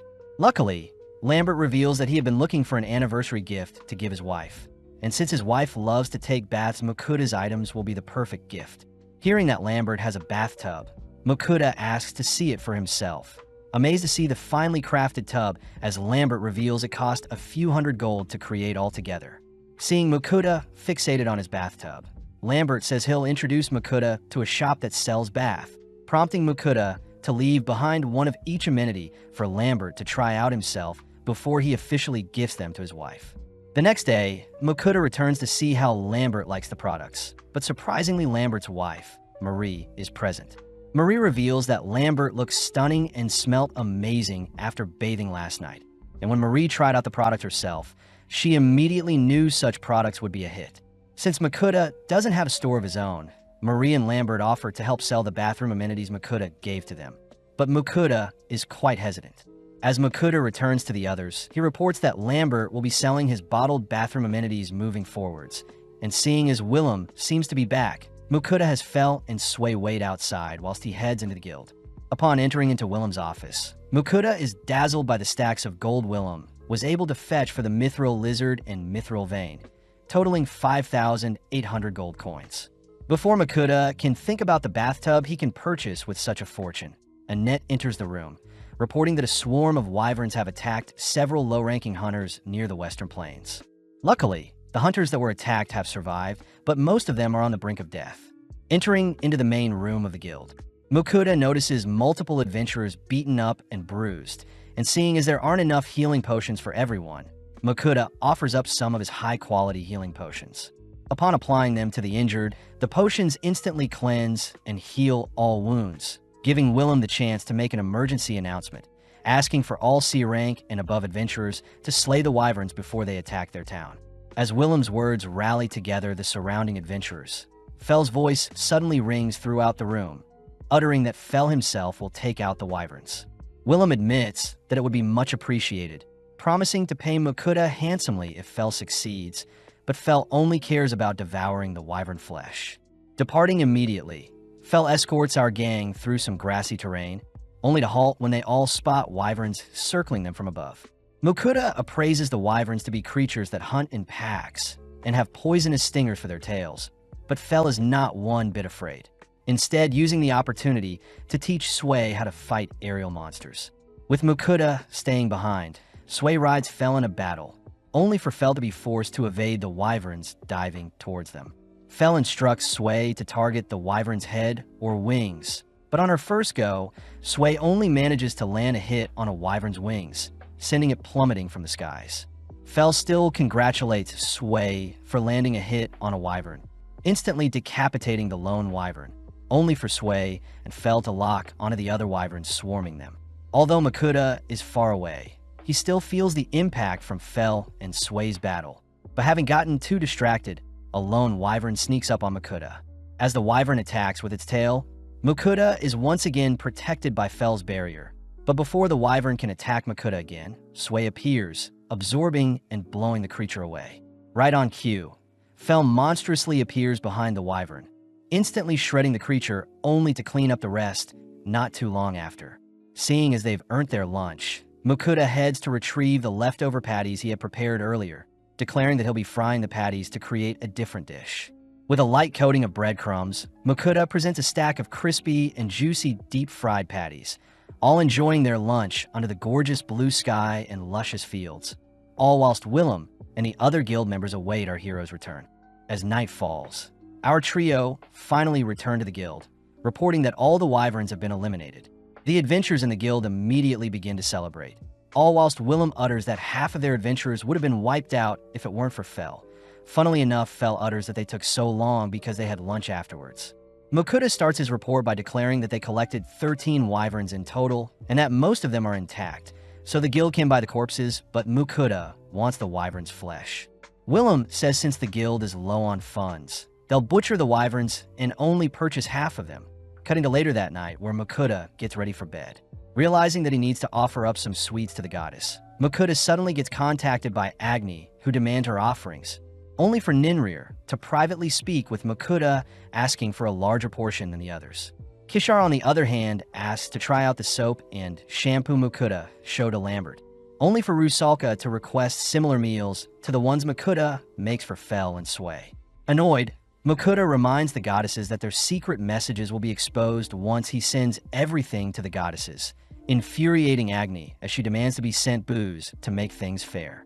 With our trio heading through town the next day, Mukuda can't help but hear others admiring them from afar. But first things first, Mukuda visits a Lario company to check out their bathtubs. The store clerk asks if Mukuda is considering buying a house, starting off by showing a brown tub for 300 gold, only to move onto a little more expensive one that can regulate its temperature better. Finally, the store clerk shows off a white tub that is the most popular yet expensive one, but seeing as he doesn't care for the color of the tub, Mukuda asks to purchase the green tub. The store clerk is surprised at the quick decision, asking if Mukuda needs a payment plan, but Mukuda simply pays for the tub in full. After storing it in his item box, Mukuda says they'll be leaving town, heading deep into the forest where he can finally make use of the bathtub. In the meantime, Fel runs off to do some hunting, leaving Sway and Mukuda to map out a general area for their tub, only for Mukuda to erect stone walls to encase them in. Next, Sway is tasked with filling the tub with water, only for Mukuda to heat up the water with his fire magic. Taking charge, Mukuda starts by scrubbing himself down, only to finally indulge in the steamy goodness that is the warm bath water, remembering to add bath salts to help hydrate his body. After a long bath, Mukuda and Sway down a pint of milk each, both wondering where Fel is. Seeing as he has time, Mukuda gets started on preparing the wyvern meat, first slicing up some onions only to thinly cut up the wyvern meat. Into a pot, Mukuda tosses all the ingredients and brings it up to a boil, only to serve the mixture onto a bed of rice. Mukuda finds it strange that Fel has yet to return, so he reasons he should start on another meal that will take up some time. Purchasing some more vegetables and seasoning, Mukuda dices up some carrots, onions, and potatoes, only to portion out chunks of wyvern and beef meat. Next, Mukuda fries the meat, adding the remaining ingredients alongside some sauces and wine, ultimately creating a wyvern stew. With the sun beginning to set, Sway suddenly detects Fel nearby, but surprisingly Fel has brought the corpse of a dragon he slayed. Mukuda is speechless upon hearing that Fel slayed a earth dragon, and seeing as Fel is quite satisfied with his hunt, Mukuda reminds Fel that they can't bring the dragon to the guild as it'll be too expensive for them to purchase. More importantly, Fel is able to sniff out the sweet scents of the stews Mukuda prepared, but Mukuda states they won't be having dinner until Fel cleans himself up. Searching through his online store, Mukuda chooses to pick out some grooming products for pets, only to begin brushing out Fel's fur to untie some knots. Moving on, Mukuda begins splashing Fel with some water to prep him for the shampoo, but seeing as it's taking longer than usual, Mukuda uses Sway as a shower to spray down Fel. Finally, Mukuda and Sway begin scrubbing down Fel with shampoo, rinsing him off only to combine fire and wind magic to dry Fel off. With it now being dinner time, Mukuda first serves up the beef bowls to Fel and Sway, all appreciating the flavors that come with eating wyvern meat with rice, plus the pickled ginger cleanses the palate. Seeing as the wyvern stew will taste better tomorrow, the gang settle for eating the beef bowl today, only for Mukuda to declare that Fel will be taking a bath every once or twice a month to ensure Fel is clean and hygienic. Returning to town, Mukuda shows off the earth dragon Fel slayed, but Willem and Johan are in complete disbelief, both refusing to touch the creature, seeing as every part of the dragon is extremely valuable. Luckily, Willem mentions that the guild master from Dolan is quite knowledgeable on dragons, and seeing as Dolan is close to the sea, the gang get excited. Wrapping up his stay in town, Mukuda makes sure to say his farewells to everyone, receiving a letter meant for the guildmaster Dolan along with a map Willem had marked to help with Mukuda's travel. The season ends with our trio finally departing for Dolan, But the gang remembered to set up camp that night and try the wyvern stew Makuta had made the previous day, exciting Fel and Sway for what other meals Makuta has in store for them. In a creepy-looking forest, we see Fel easily electrocuting several venomous tarantulas, but Sway is sad he didn't get to fight. Fel orders for Makuta to make them a delicious meal since they've been traveling all day. But first things first, Makuta stores the tarantulas in his item box, and upon checking up on his remaining meat supplies, he states they'll be having gyozas. With everyone excited, Makuta first opens his online grocery skill and purchases some gyoza wrappers and seasoning. And with the supplies arriving, Makuta gets to work prepping the ingredients only to combine them all together with the seasoning. Finally, Makuta begins delicately wrapping each individual gyoza, and with Sway helping, Makuta finishes his prep work only to move on to frying them. With a pan filled with gyozas, Makuta makes sure to fry the puffy pastries with a flour-water mixture, and by topping off the dish with some soy sauce, Makuta proudly shows off his soy sauce gyoza dish. Within mere seconds, Fel gobbles down the plate, mesmerized by the intricate meat and sauces accompanying the crispy texture. And as both Sway and Fel devour Makuta's cooking, we pan out to see a creature spying on them. After Makuta has finished feeding Sway and Fel, Makuta himself begins to dig in, but suddenly a small red dragon darts towards Makuta only to cling onto his face. Immediately, Fel recognizes the creature to be a pixie dragon, a rare breed of small dragons. But funnily enough, the dragon seems to be fixated on Makuta's gyozas. Upon feeding the creature a gyoza, Makuta can't help but adore the creature gobbling down his cooking. And when Makuta hands the creature the rest of his plate, Fel warns Makuta that the small dragon is actually a powerful magical creature. When the dragon finishes up its meal, it immediately darts towards Makuta's head only to emit a bright light. And before Makuta knows that the dragon has become Makuta's familiar. Strangely, Makuta can now speak with the dragon, and with Sway excited by their new friend, both Fel and the dragon seem to get along quite well as they're curious as to what other foods Makuta will whip up for them. Before the gang departs, the dragon reminds Makuta to give it a name, and seeing how the dragon is quite small, Makuta settles on the name Dora. Dora is immediately annoyed at the childlike name, especially since it's been alive for more than 100 years. But nothing can be done now, as Dora will be part of their party moving forward. Cutting over to the city of Spinning Krell, we see Makuta registering Dora as his familiar at the Adventurers Guild, but immediately Guildmaster Rodolfo comes to greet Makuta. Rodolfo is amazed at the pixie dragon Makuta had tamed, giggling since someone he knows would have killed to see Dora, but needing Makuta to complete a special mission. Rodolfo asks if Makuta can investigate a nearby forest. Rodolfo says there have been lots of monsters in the nearby forest as of lately, and they must resolve the issue fast as the town tend to harvest the webbing from the insects in the forest for their goods. Plus, Dora reassures Makuta that the spiders and centipedes they face will be no issue for him. As Makuta and his party chat telepathically, Makuta suddenly remembers the tarantulas they caught, and when he shows Rodolfo, Rodolfo is completely speechless as the tarantulas would have normally taken an entire party to trim down before they reproduce. Thanking the gang, Rodolfo says the tarantula's shells and webbing are very expensive, but most importantly, Makuta's familiars are intrigued to taste the monster's plump flesh. Curious as well, Makuta agrees to sell off the tarantulas but asks for their meat to be left for them, leading the gang to stroll through town as the tarantulas are butchered. Stopping by a clothing store, Makuta sees a fresh new shirt is worth a gold coin and 5 silver coins, an absurd price, but it makes sense for the material, especially since it's the best in town. Getting pumped up, Makuta cries that he'll shop for some new things whilst he is in town, and after a long day of shopping, the gang return to the guild. Meeting up with Rodolfo, we see the legs of the tarantulas resembling some gorgeous crab legs, and with a single bite of the plum steamed meat, Makuta becomes blown away by the succulent flavors. Getting an idea, Makuta heads into the forest and whips up some fried rice, salad, an omelet, and some spring rolls with the meat, and with the gang celebrating Dora's admission into their party, they all begin to dig into the meal. Bite after bite, the refreshing and savory flavors all intermingle with each other, and before Makuta forgets, he chooses to grill some of the tarantula legs, just like he would crab legs. Immediately, the others swarm Makuta's grill, forcing Makuta to share them. In the middle of the meal, Dora reveals that he had smelled Makuta's cooking when he was in the city of Carolina, but this means that the sudden influx of monsters in the nearby forest must have been Dora's existence, as the monsters were simply trying to scare Dora away. Regardless, the gang wrap up their meal, and as we cut to later that night, Mukuda and Sway are seen cooling off in a hot steam bath, settling in for the night.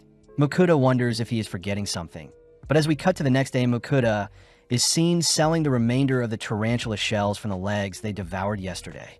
As Mukuda hands Rodolfo some leftover meat, he remembers that he still needs someone to help process the earth dragon Fel hunted down, prompting Mukuda to ask if Rodolfo knows anyone in Dolan that can help process the earth dragon corpse.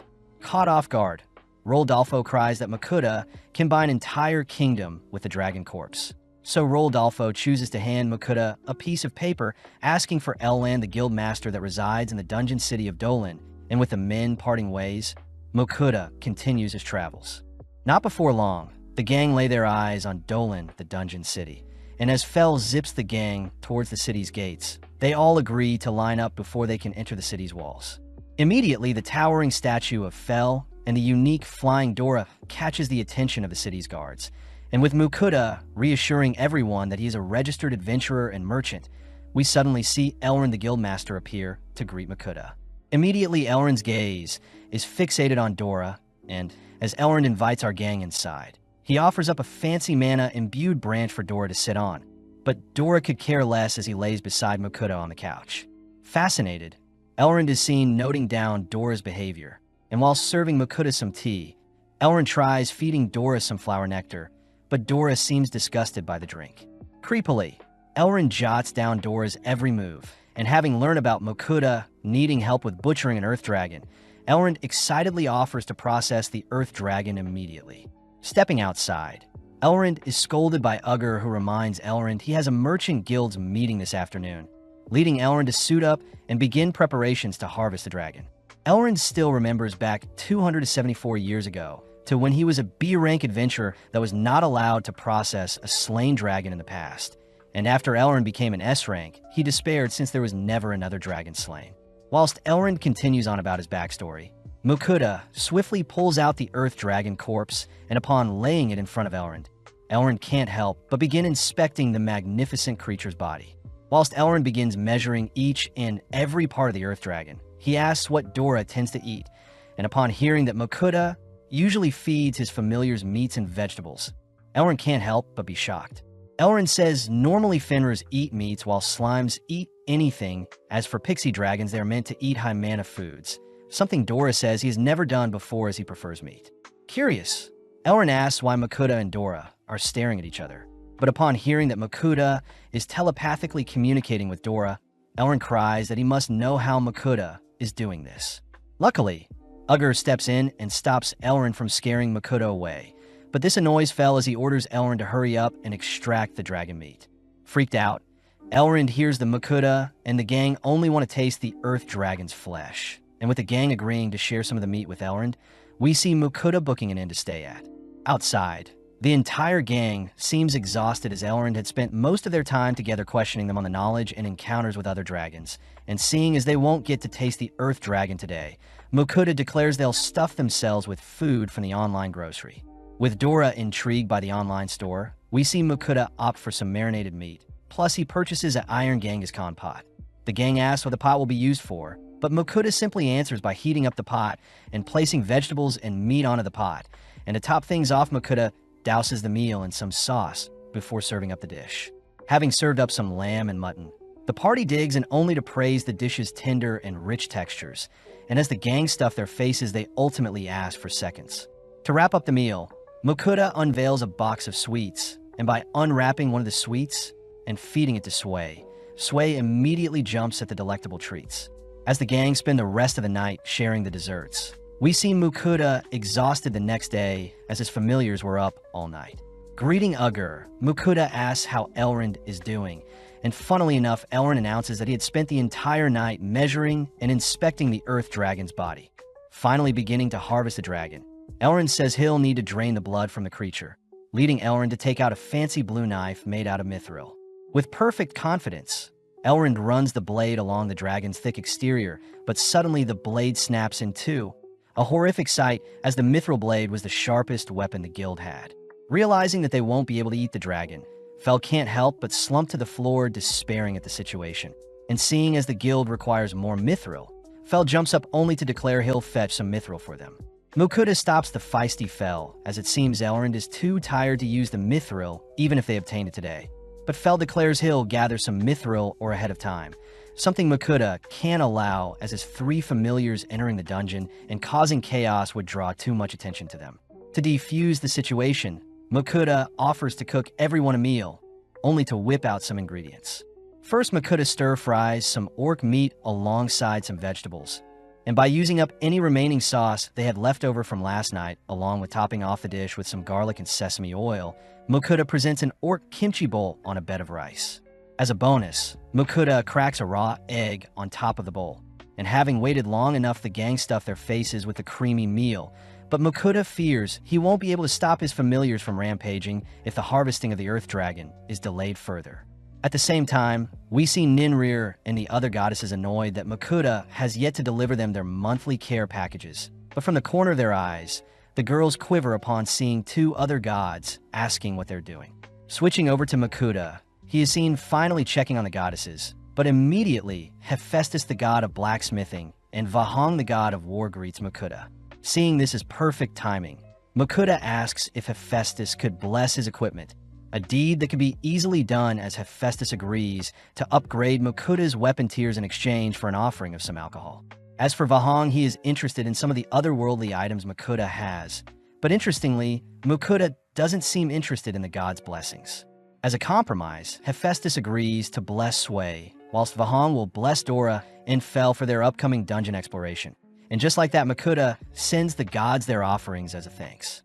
Before Mukuta can make plans to enter the dungeon, he's reminded by Fel that they've already acquired some mithril from slaying the mithril lizard prior.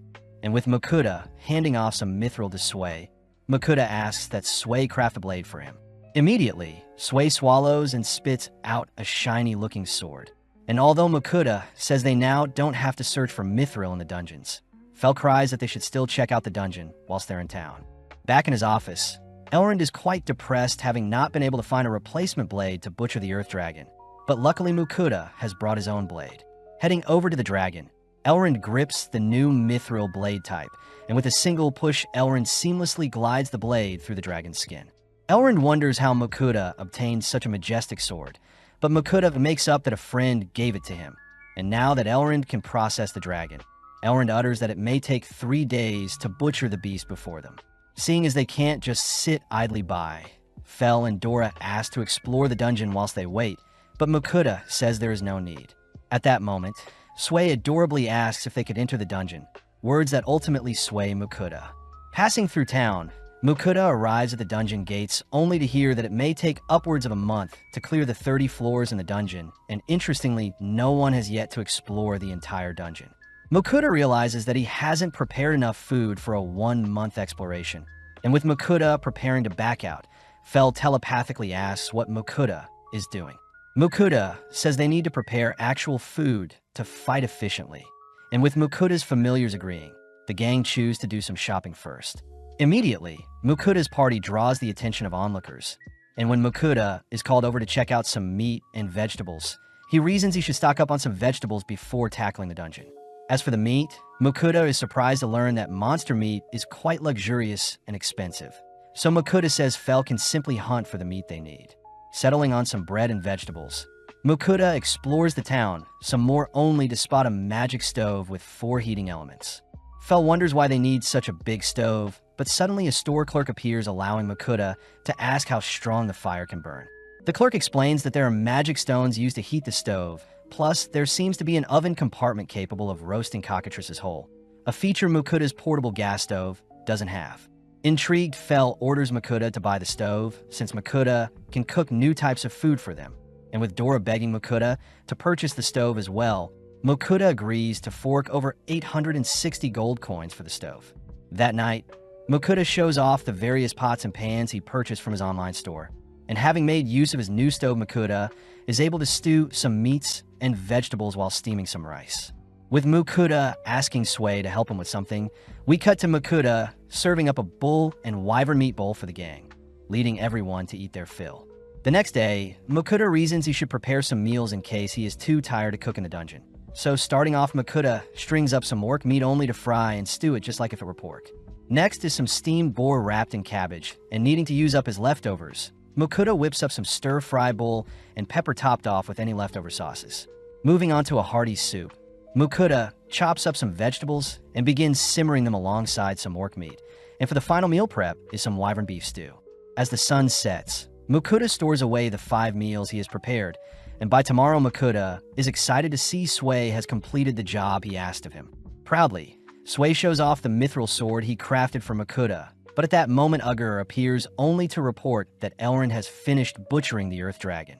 With Mukuta and his party heading over to meet with Elrond, Mukuta can't help but be weirded out when he stumbles on Elrond admiring the dragon's blood he bottled up. But snapping out of it, Elrond shows off every part of the Earth Dragon he harvested. Although it took 3 days, Elrond says it was an amazing 3 days. Plus Mukuta says he is happy to sell off any of the materials to the guild. Excited, Elrond says he wants 2 bottles of the dragon's blood, along with half of the dragon's liver to help produce elixirs, and to top things off, Elrond wants a dragon tooth to help craft a mighty sword. Mukuta is surprised Elrond doesn't want anything else, but Elrond says the 5 items are valued at 3,800 coins, so for now he'll give Mukuta 380 coins. Annoyed, Fel demands to know where the edible parts of the dragon are, leading Elrond to escort the gang into their freezer room. Entering a chilly space, the gang are impressed to see magical stones keeping the wrapped up meats inside fresh. News that allows Sway to help retrieve the dragon's meat, all whilst Mukuta stores them in his item box. Unable to wait any longer, Elrond allows Mukuta to visit his home to cook some meat for the gang. And having promised everyone such a thing, Elrond chooses to drag Mukuta to his home, all whilst avoiding his responsibilities as a guild master. Showing the gang to his backyard, Elrond watches as Mukuta retrieves his new stove, and interestingly, Elrond mentions how he has the item box skill as well. Apparently, Elrond was a warrior that wielded a sword alongside plant and wind magic. And whilst Elrond begins rambling on about his past, Mukuta gets to work cooking up some meat. First, Mukuta seasons the dragon meat with some salt and pepper. Next up is peeling and slicing up some carrots, potatoes, and onions, only to lay them on a pan next to the chunk of meat. Drizzling some oil and topping off the meat with some herbs, Mukuta places the pan into his preheated oven to begin roasting, a sight that makes the others begin to drool. After some time, Mukuta takes out the pan only to confirm that the meat has been cooked, and by slicing up the chunk of meat and serving it up with some garlic soy sauce, the gang sit down for a taste. With a single bite, Mukuta becomes speechless at the distinct flavors. Plus, it seems Mukuta's familiars are also dazzled by the meat's plump and unique flavor. Fel says the last dragon he ate was cooked with fire magic, but such a meal doesn't compare to Mukuta's cooking.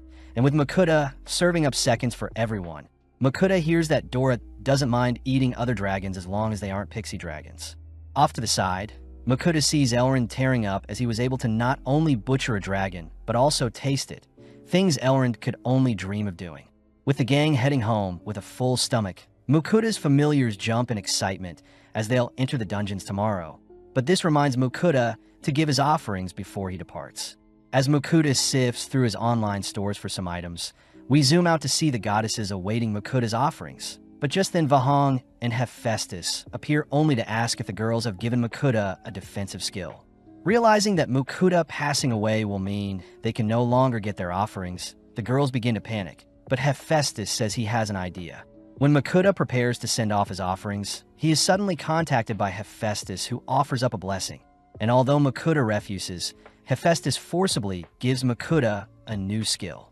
Heading to the dungeon the next day, Mukuta is surprised to run into Bianca, who has been asked to help out due to how busy it is in town. As Bianca fills out an entry registration for Mukuta and his familiars to enter the dungeon, she can't help but be captivated by how adorable and fluffy Fel is. With the gang finally heading to the dungeon's entrance, Mukuta is a little nervous, but with his familiars pumped, the gang begin to descend some stairs. Fel mentions how the monsters on the lower floors are too weak, and seeing as most adventurers can make a living hunting from the 10th to the 15th floor, Fel declares they'll be skipping such floors. Immediately, Mukuta rides Fel through the dungeon, and upon encountering some monsters, Fel simply charges through them. At that moment, Mukuta notices a stray arrow heading towards him, but luckily Fel's powerful barrier blocks such an attack. Something Fel notes is due to him stepping on a trap. Fel mentions how dungeons are like living creatures that draw in humans, and by slaying and absorbing humans. The dungeon is able to thrive, but sadly such traps and monsters have no effect on Fel, as he easily evades the bombardment of projectiles only to leap over a trapdoor using some wind magic. Arriving on the 10th floor, Fel declares that the boss of the floor is a venomous tarantula, so the gang reason they should speedrun the boss. Outside the boss room, we see some adventurers gathered outside, and when Fel appears, Makuta is forced to calm down the adventurers before they mistake Fel to be a monster. Seeing as Makuta is a newbie to dungeons, the adventurers explain that parties that start fights get first priority on the loot and droppings, and other parties aren't allowed to intervene unless asked. And sadly, it seems there is already an existing party in the boss room. Forced to wait, Mukuta's familiars immediately grow impatient. But not before long, Makuta spots the adventurers returning, having survived their battle. The adventurers report that they'll be leaving now since they have families. But Mukuta's gang excitedly enters the room only to be met by various tarantulas. Immediately, Dora conjures a fire spell that incinerates all the monsters. And interestingly, the tarantulas have dropped some items Makuta stores in his item box.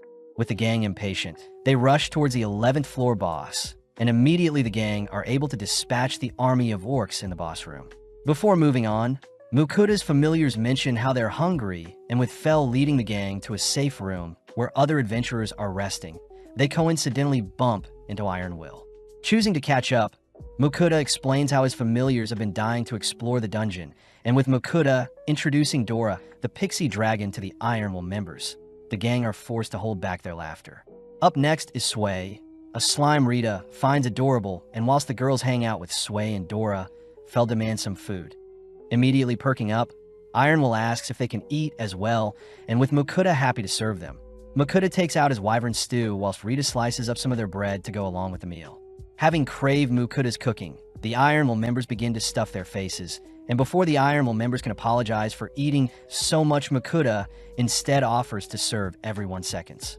With everyone eating their fill, we see some adventurers watching their feast from afar, and with everyone parting ways, Iron Will mentions how they'll be exploring their current floor before descending. Getting to work, Mukuta's familiars are easily able to slay the dungeon bosses from the 12th floor all the way to the 15th, and before they know, they're traversing the 16th floor. Makuta takes note of the change in the dungeon's environment, but suddenly Fel steps onto a trap, an action that creates a large rumbling sound. Upon seeing a massive boulder rolling down their path, Makuta prepares to flee, but with the wave of his paw, Fel decimates the boulder. After some more time, Makuta reports that they've made it to the 20th floor, but Dora and Fel still seem excited. At that moment, Sway calls out to everyone only to point Makuta to a chest he found. And before Makuta can rush to unveil the treasures hidden in the chest, Fel pulls Makuta back only to remind Makuta that this may be a trap set up by the dungeon. Realizing that Fel is right, Makuta uses his appraisal skill to uncover that the chest will release poison when opened, a horrific discovery since Makuta's minor blessing won't protect him. At that moment, Ninlo contacts Makuta only to reveal that since Makuta has multiple minor blessings layered on him, it would be the same as having a major blessing. Seeing as Ninrir says Makuta will be able to withstand the poison, Makuta rushes to open the chest only for the gang to be struck by fumes of poisonous gas. Sadly, it seems the chest is empty, a discovery that annoys Makuta. But upon reaching the 21st floor, Makuta bumps into a massive-looking chest. Upon appraising it, Makuta sees that it is a mimic that may drop a chest when defeated, ultimately leading Makuta to draw his mithril sword to slay the creature. When Makuta opens the chest, the mimic springs to life and attacks Makuta, but by swinging his sword around, Makuta is able to slice up the mimic without issue. Inspecting the chest the mimic dropped, Makuta is amazed to have found various rare jewels and a recovery ring. And upon descending to the next floor, Makuta is amazed by the clearing they've run into. Although Fel is excited, he declares that he can smell something dangerous nearby, and with Makuta riding Fel deeper into the floor, they suddenly are swarmed by some giant killer mantis with a B rank. Instantly, Fel begins to swell with magic, and with various streaks of lightning raining down, Fel easily slays the monsters. But this annoys Dora and Sway, who wanted to fight as well. Calming everyone down, Makuta says everyone will get their turn, and with Dora up next, he is seen engaging a grizzly bear.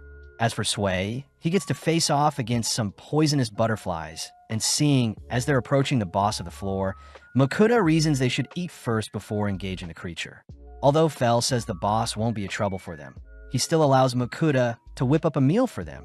And interestingly, Makuta says they'll be having some domestic Japanese Wagyu steak. Makuta reasons that they should have some pork, duck, chicken, and sandwiches as well. And whilst Makuta feeds the gang the pre-cooked chicken and duck, he gets to work cooking up the remaining meats. Meal after meal, Makuta and his familiars stuff themselves with the assorted meats. And with each plate dusted off, Makuta chooses to check everyone's stats. Makuta is glad to see Fel, Dora, and Sway's stats have risen by 50%. But when Makuta checks his own, he is disappointed to see his stats haven't even been boosted by 5%. As the gang head through the floor, they suddenly notice a massive snake boss up ahead, a creature Makuta appraises to be an S-rank Vasuki. Fel mentions how he has only faced a Vasuki 3 times in his life, and as the snake spits out its toxic fumes, Makuta chooses to hide whilst his familiars take on the boss. Thanks to their blessings, the toxins have no effect on them, and as Fel electrocutes the creature, Sway melts away a patch of the boss skin only for Dora to dive through the snake, successfully slaying it without issue. Storing away the boss, Makuta hears that they can enter the next floor by channeling a magic circle, and by making sure everyone is holding onto each other, the gang teleport to the next floor. Instantly, Makuta takes note of the open mine shaft they're in, and as he peeks around a corner, he spots several giant monsters roaming the space. Before Makuta can say anything, his familiars rush to clear up the monsters, and having walked for a decent amount of time, the gang enter into a safe area to have a meal. With no one else around, Makuta gets set up and begins serving up some pork soup alongside some hamburger sandwiches, and seeing as everyone has worked up an appetite, they all stuff themselves for a job well done. Cleaning things up, Makuta confirms that the sun should be setting around this time. But out of nowhere, Makuta notices several injured adventurers stumbling into the safe zone. As the adventurers begin healing their ally, they call out to Makuta to see if he has any spare potions, and upon lending them one of Sway's healing potions, the gang are surprised to see their allies' wounds being patched up immediately. Realizing Sway's potions are too abnormal, Makuta changes topics and asks if everyone is okay, only to be relieved to see that the party before him hasn't suffered any casualties. Introducing themselves as the A-rank party Tempest, the members agree to pay Makuta 15 gold coins for the high-quality potion, but Makuta says such a potion would normally cost 10 coins, so he offers to throw in some additional low-tier potions to make things fair. Getting to know each other, the Tempest party reveal that they encountered 3 Spriggans in the boss room, creatures that are larger than Minotaurs. The Tempest members mention how they first scouted the floor and recorded only 1 Spriggan, but now there seems to be 3, an issue Fel says he can easily take care of. With everyone resting for now, Makuta chooses to feed the Tempest members some pork chop sandwiches before they return to the surface. As for Makuta and his party, they continue strolling through the floor only to appear before the boss. Without issue, Makuta's familiars spring into action and take down the monsters before them. And interestingly, Makuta discovers a magic bag capable of storing many items, but time doesn't stop inside the bag. Using the bag to loot the area, Makuta promises to slay some monsters as well. But having reached the next floor, Makuta can't help but tremble in fear, all whilst his perfect defense skill bestowed onto him by Hephaestus protects him. As some more time passes, Makuta and his familiars easily traverse through floors 25 to 28, and upon reaching the second to last floor, Makuta is stunned to see the area is a massive desert. With Fel offering to escort everyone, Fel jogged for a few seconds only to cry out that it's so hot, especially since the sun is directly beaming down on them. Before Sway can melt away, Makuta lends Sway his bag to rest in, and luckily there seems to be some shade nearby. Fel chooses to erect his barrier to block some of the heat, and fearing that Fel's mana may be drained, Makuta opens his online store only to purchase some sun gear along with some electrolyte drinks. With the gang hydrating themselves with the drinks, Makuta follows up by purchasing some ice cream, and with each scoop the gang slowly feel their souls invigorated. Seeing as they need to keep moving, they stuff themselves with popsicles as they traverse the desert, and with Fel relying on his senses to track down the boss, they eventually run into a massive scorpion and worm, both creatures Makuta's familiars take down. With the sun setting, the blistering hot desert suddenly becomes freezing cold, forcing Fel to erect his barrier to trap in the warmth from their campfire. Relying on the online store, Makuta purchases some heating pads and additional layers of clothing. Plus, Makuta plans on serving up a warm, hearty meal for the gang. Getting to work, Makuta creates a broth by mixing together several seasonings, and by stewing some vegetables and rockbird, Makuta eventually adds some udon noodles along with some tempura to finish off the dish. As the gang slurp down the meal, they become satisfied by the warm broth slushing around in their stomachs. And with the boss being nearby, Makuta reasons they should rest up for the hectic day ahead. With the sun rising, the gang immediately enter into battle with the stone guardian of the floor. But after some time, they claim victory over the golem only to head towards the teleportation circle. As the gang teleport to the final floor, Makuta becomes terrified upon seeing a behemoth creature before them. And having not been able to plan ahead, Dora and Sway take the lead and rush towards the boss. Interestingly, the boss is able to withstand Dora's fiery dive and Sway's acid bullets. And Fel reveals that behemoths are very durable against physical and magical attacks. As the behemoth charges the gang, they immediately disperse, only for Fel to swipe at the creature with no luck. But Makuta orders his familiars to keep piling on the attacks, as he believes the damage will eventually accumulate. As the three dance circles around the boss, they slowly pick away at the creature's defenses, and with Dora conjuring two icicles, he manages to break through the exterior of the boss. At that moment, the behemoth locks onto Makuta, and by charging up a dense breath, the boss fires a beam of dark magic at Makuta. Luckily, Fel has already intercepted the attack with an ice wall, and seeing as Sway's acid weakens the boss's defenses, Fel orders Sway to cover the creature in acid. Immediately, Sway expands its body and blasts the boss with acid, leading Dora to begin raining down various spells onto the boss, and for the finishing blow, Fel charges up a bolt of lightning that directly strikes the boss's weak spot. Seeing as the behemoth has been slayed, Makuta celebrates only to see the magic sword Calibal made out of adamantite has been left behind, and fearing that it'll draw too much attention, Makuta chooses to stash it away for now. Seeing as everyone is starving, Makuta celebrates everyone's hard work by deep frying some rockbird, and by offering up 3 types of dipping sauces, Makuta's familiars begin to dig in all whilst Makuta begins deep frying some vegetables. To top things off, Makuta deep fries some corn dogs only to smile, seeing his familiars overjoyed by his cooking. Back on the surface, we see Fel smashing a hole to exit the dungeon, and upon announcing that they've conquered the dungeon, the surrounding adventurers all gather to learn more. Right on cue, Elrond appears congratulating the gang, and upon returning back to the guild, Elrond has Makuta explain everything he went through. Elrond says he was most worried about Dora, but this makes Makuta offer up the items he found in the dungeon. This, of course, includes the jewelry box he found after slaying the mimic. Seeing Elrond and Ugger stiffen up upon seeing the box, Makuta reasons he should keep the adamantite sort of secret for now. And needing some rest, Makuta and his party first wash off only to down some flavored milk. As Makuta and his party are emphasizing the importance of washing themselves frequently, Fel suddenly announces that someone is calling for help nearby. Switching over to a nearby forest, we see a brother and sister fleeing from an orc, and sadly the girl suddenly trips, leading the boy to kneel beside his sister ready to defend her. Right on cue, Makuta appears, and with Dora and Sway slaying the orc, Makuta rushes to see if they're okay.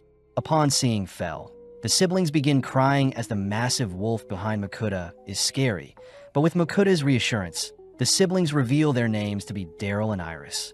Makuta is shocked to hear the siblings are from Dolan, as it takes a normal adult 3 hours to reach their current location by foot, and seeing as the siblings aren't explaining themselves, Makuta promises the siblings can have the orc if they tell them what happened. Surprisingly, Daryl says he can store the orc with his item box, and apparently their father was an adventurer who entered the Dolan dungeons with his friends but never came back. Since then, Daryl and Iris have been helping their mother get by. But sadly one day, she collapsed, and it seems the town's priest couldn't heal her. The siblings cry that they need money to hire a royal priest to cure their mother, and with Makuta crying as well after hearing such a tragic story, Makuta fears that such an orc won't trade for much. With Makuta wondering how he can help, he sees that the kids are hungry, and so, as Makuta prepares to cook for everyone, he watches as the siblings play with his familiars. Wanting to treat the kids, Makuta begins frying up some vegetables alongside some cockatrice breasts. And upon topping the meal with a sunny side egg, Makuta presents some burgers and fries for the kids to indulge in. Immediately, the siblings dine on the delectable burgers, As for Makota's familiars, Makota has already prepared and pulled together the remaining ingredients to stack a multi-layer burger. With everyone eating their fill, Makota cleans up only for the siblings to graciously thank Makota, but Makota can't help but be hurt upon being called uncle. Regardless, whilst the kids sleep, Makota searches his online store for medicine to help out their mother, but Makota wonders if Sway's potions can help. Sadly, Fel says potions can't heal illnesses, and it seems only elixirs can. Makota fears that an elixir that can heal all illnesses doesn't exist, but upon remembering Elrond wanting the Earth Dragon's blood to craft his own elixir, Makota swiftly gathers some dragon liver and blood to perform his own experiments. First, Makota asks if Sway can concoct an elixir with the liver and blood, and while Sway begins crafting something, Makota gets to work whipping up a meal for the kid's sick mom. Makota reasons the meal should be rich in vitamins and nutrients, so he chops up various vegetables alongside some bacon only to simmer them with soy milk in order to create some hearty soup. At the same time, Sway announces that he has finished his crafting only to present 3 elixir vials, items Makota appraises to heal any ailment but can't extend anyone's lifespan. As Makota appraises Sway, he rushes to wake up the kids as they all board Fel, and before the sun sets, Fel manages to speed back to Dolan. With the kids excited, Makota prepares to hand Daryl the orc, but he mentions how he has medicine that may be able to heal their sick mom. Sadly, Makota says Daryl and Iris will have to trade him for the medicine, and luckily Makota is willing to take the orc Daryl has.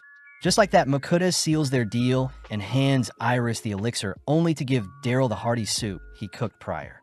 With the kids on the brink of tears, Daryl promises to grow up to be a merchant one day to make Makota proud, and just like that, the kids rush back home. Returning to his inn, Makota praises his party for a job well done today, and upon checking everyone's level, it seems Fel is now level 921, having gained 10 levels, whilst Dora is now level 160, having grown from level 130, while Sway is level 88, having quadrupled his level from 22. With Makota's familiars excited by their growth, Makota hurriedly checks his stats, but sadly, it seems nothing has changed. At that moment, Makota notices a +1 stat next to his online grocery skill, and upon interacting with it, a massive burst of light gives way to the new online grocery tenant skill. With Makota's familiar checking out what is happening, they all wonder what the burger meal and desserts before Makota are, and seeing as the majority want to check out the desserts, the gang become glued to the array of new options before them. Immediately, Makota purchases some sweets, and by slicing them up and evenly dividing them amongst the crew, Makota watches as his familiars gulp down each sweet. As for Makota, he remembers to serve the gang, putting each only to indulge in some sponge cake whilst flushing everything down with some coffee. Before Makota serves second for the gang, he wonders what he is forgetting. And as we zoom out, we notice the gods and goddesses all freaking out as they're awaiting their next batch of offerings for Makota.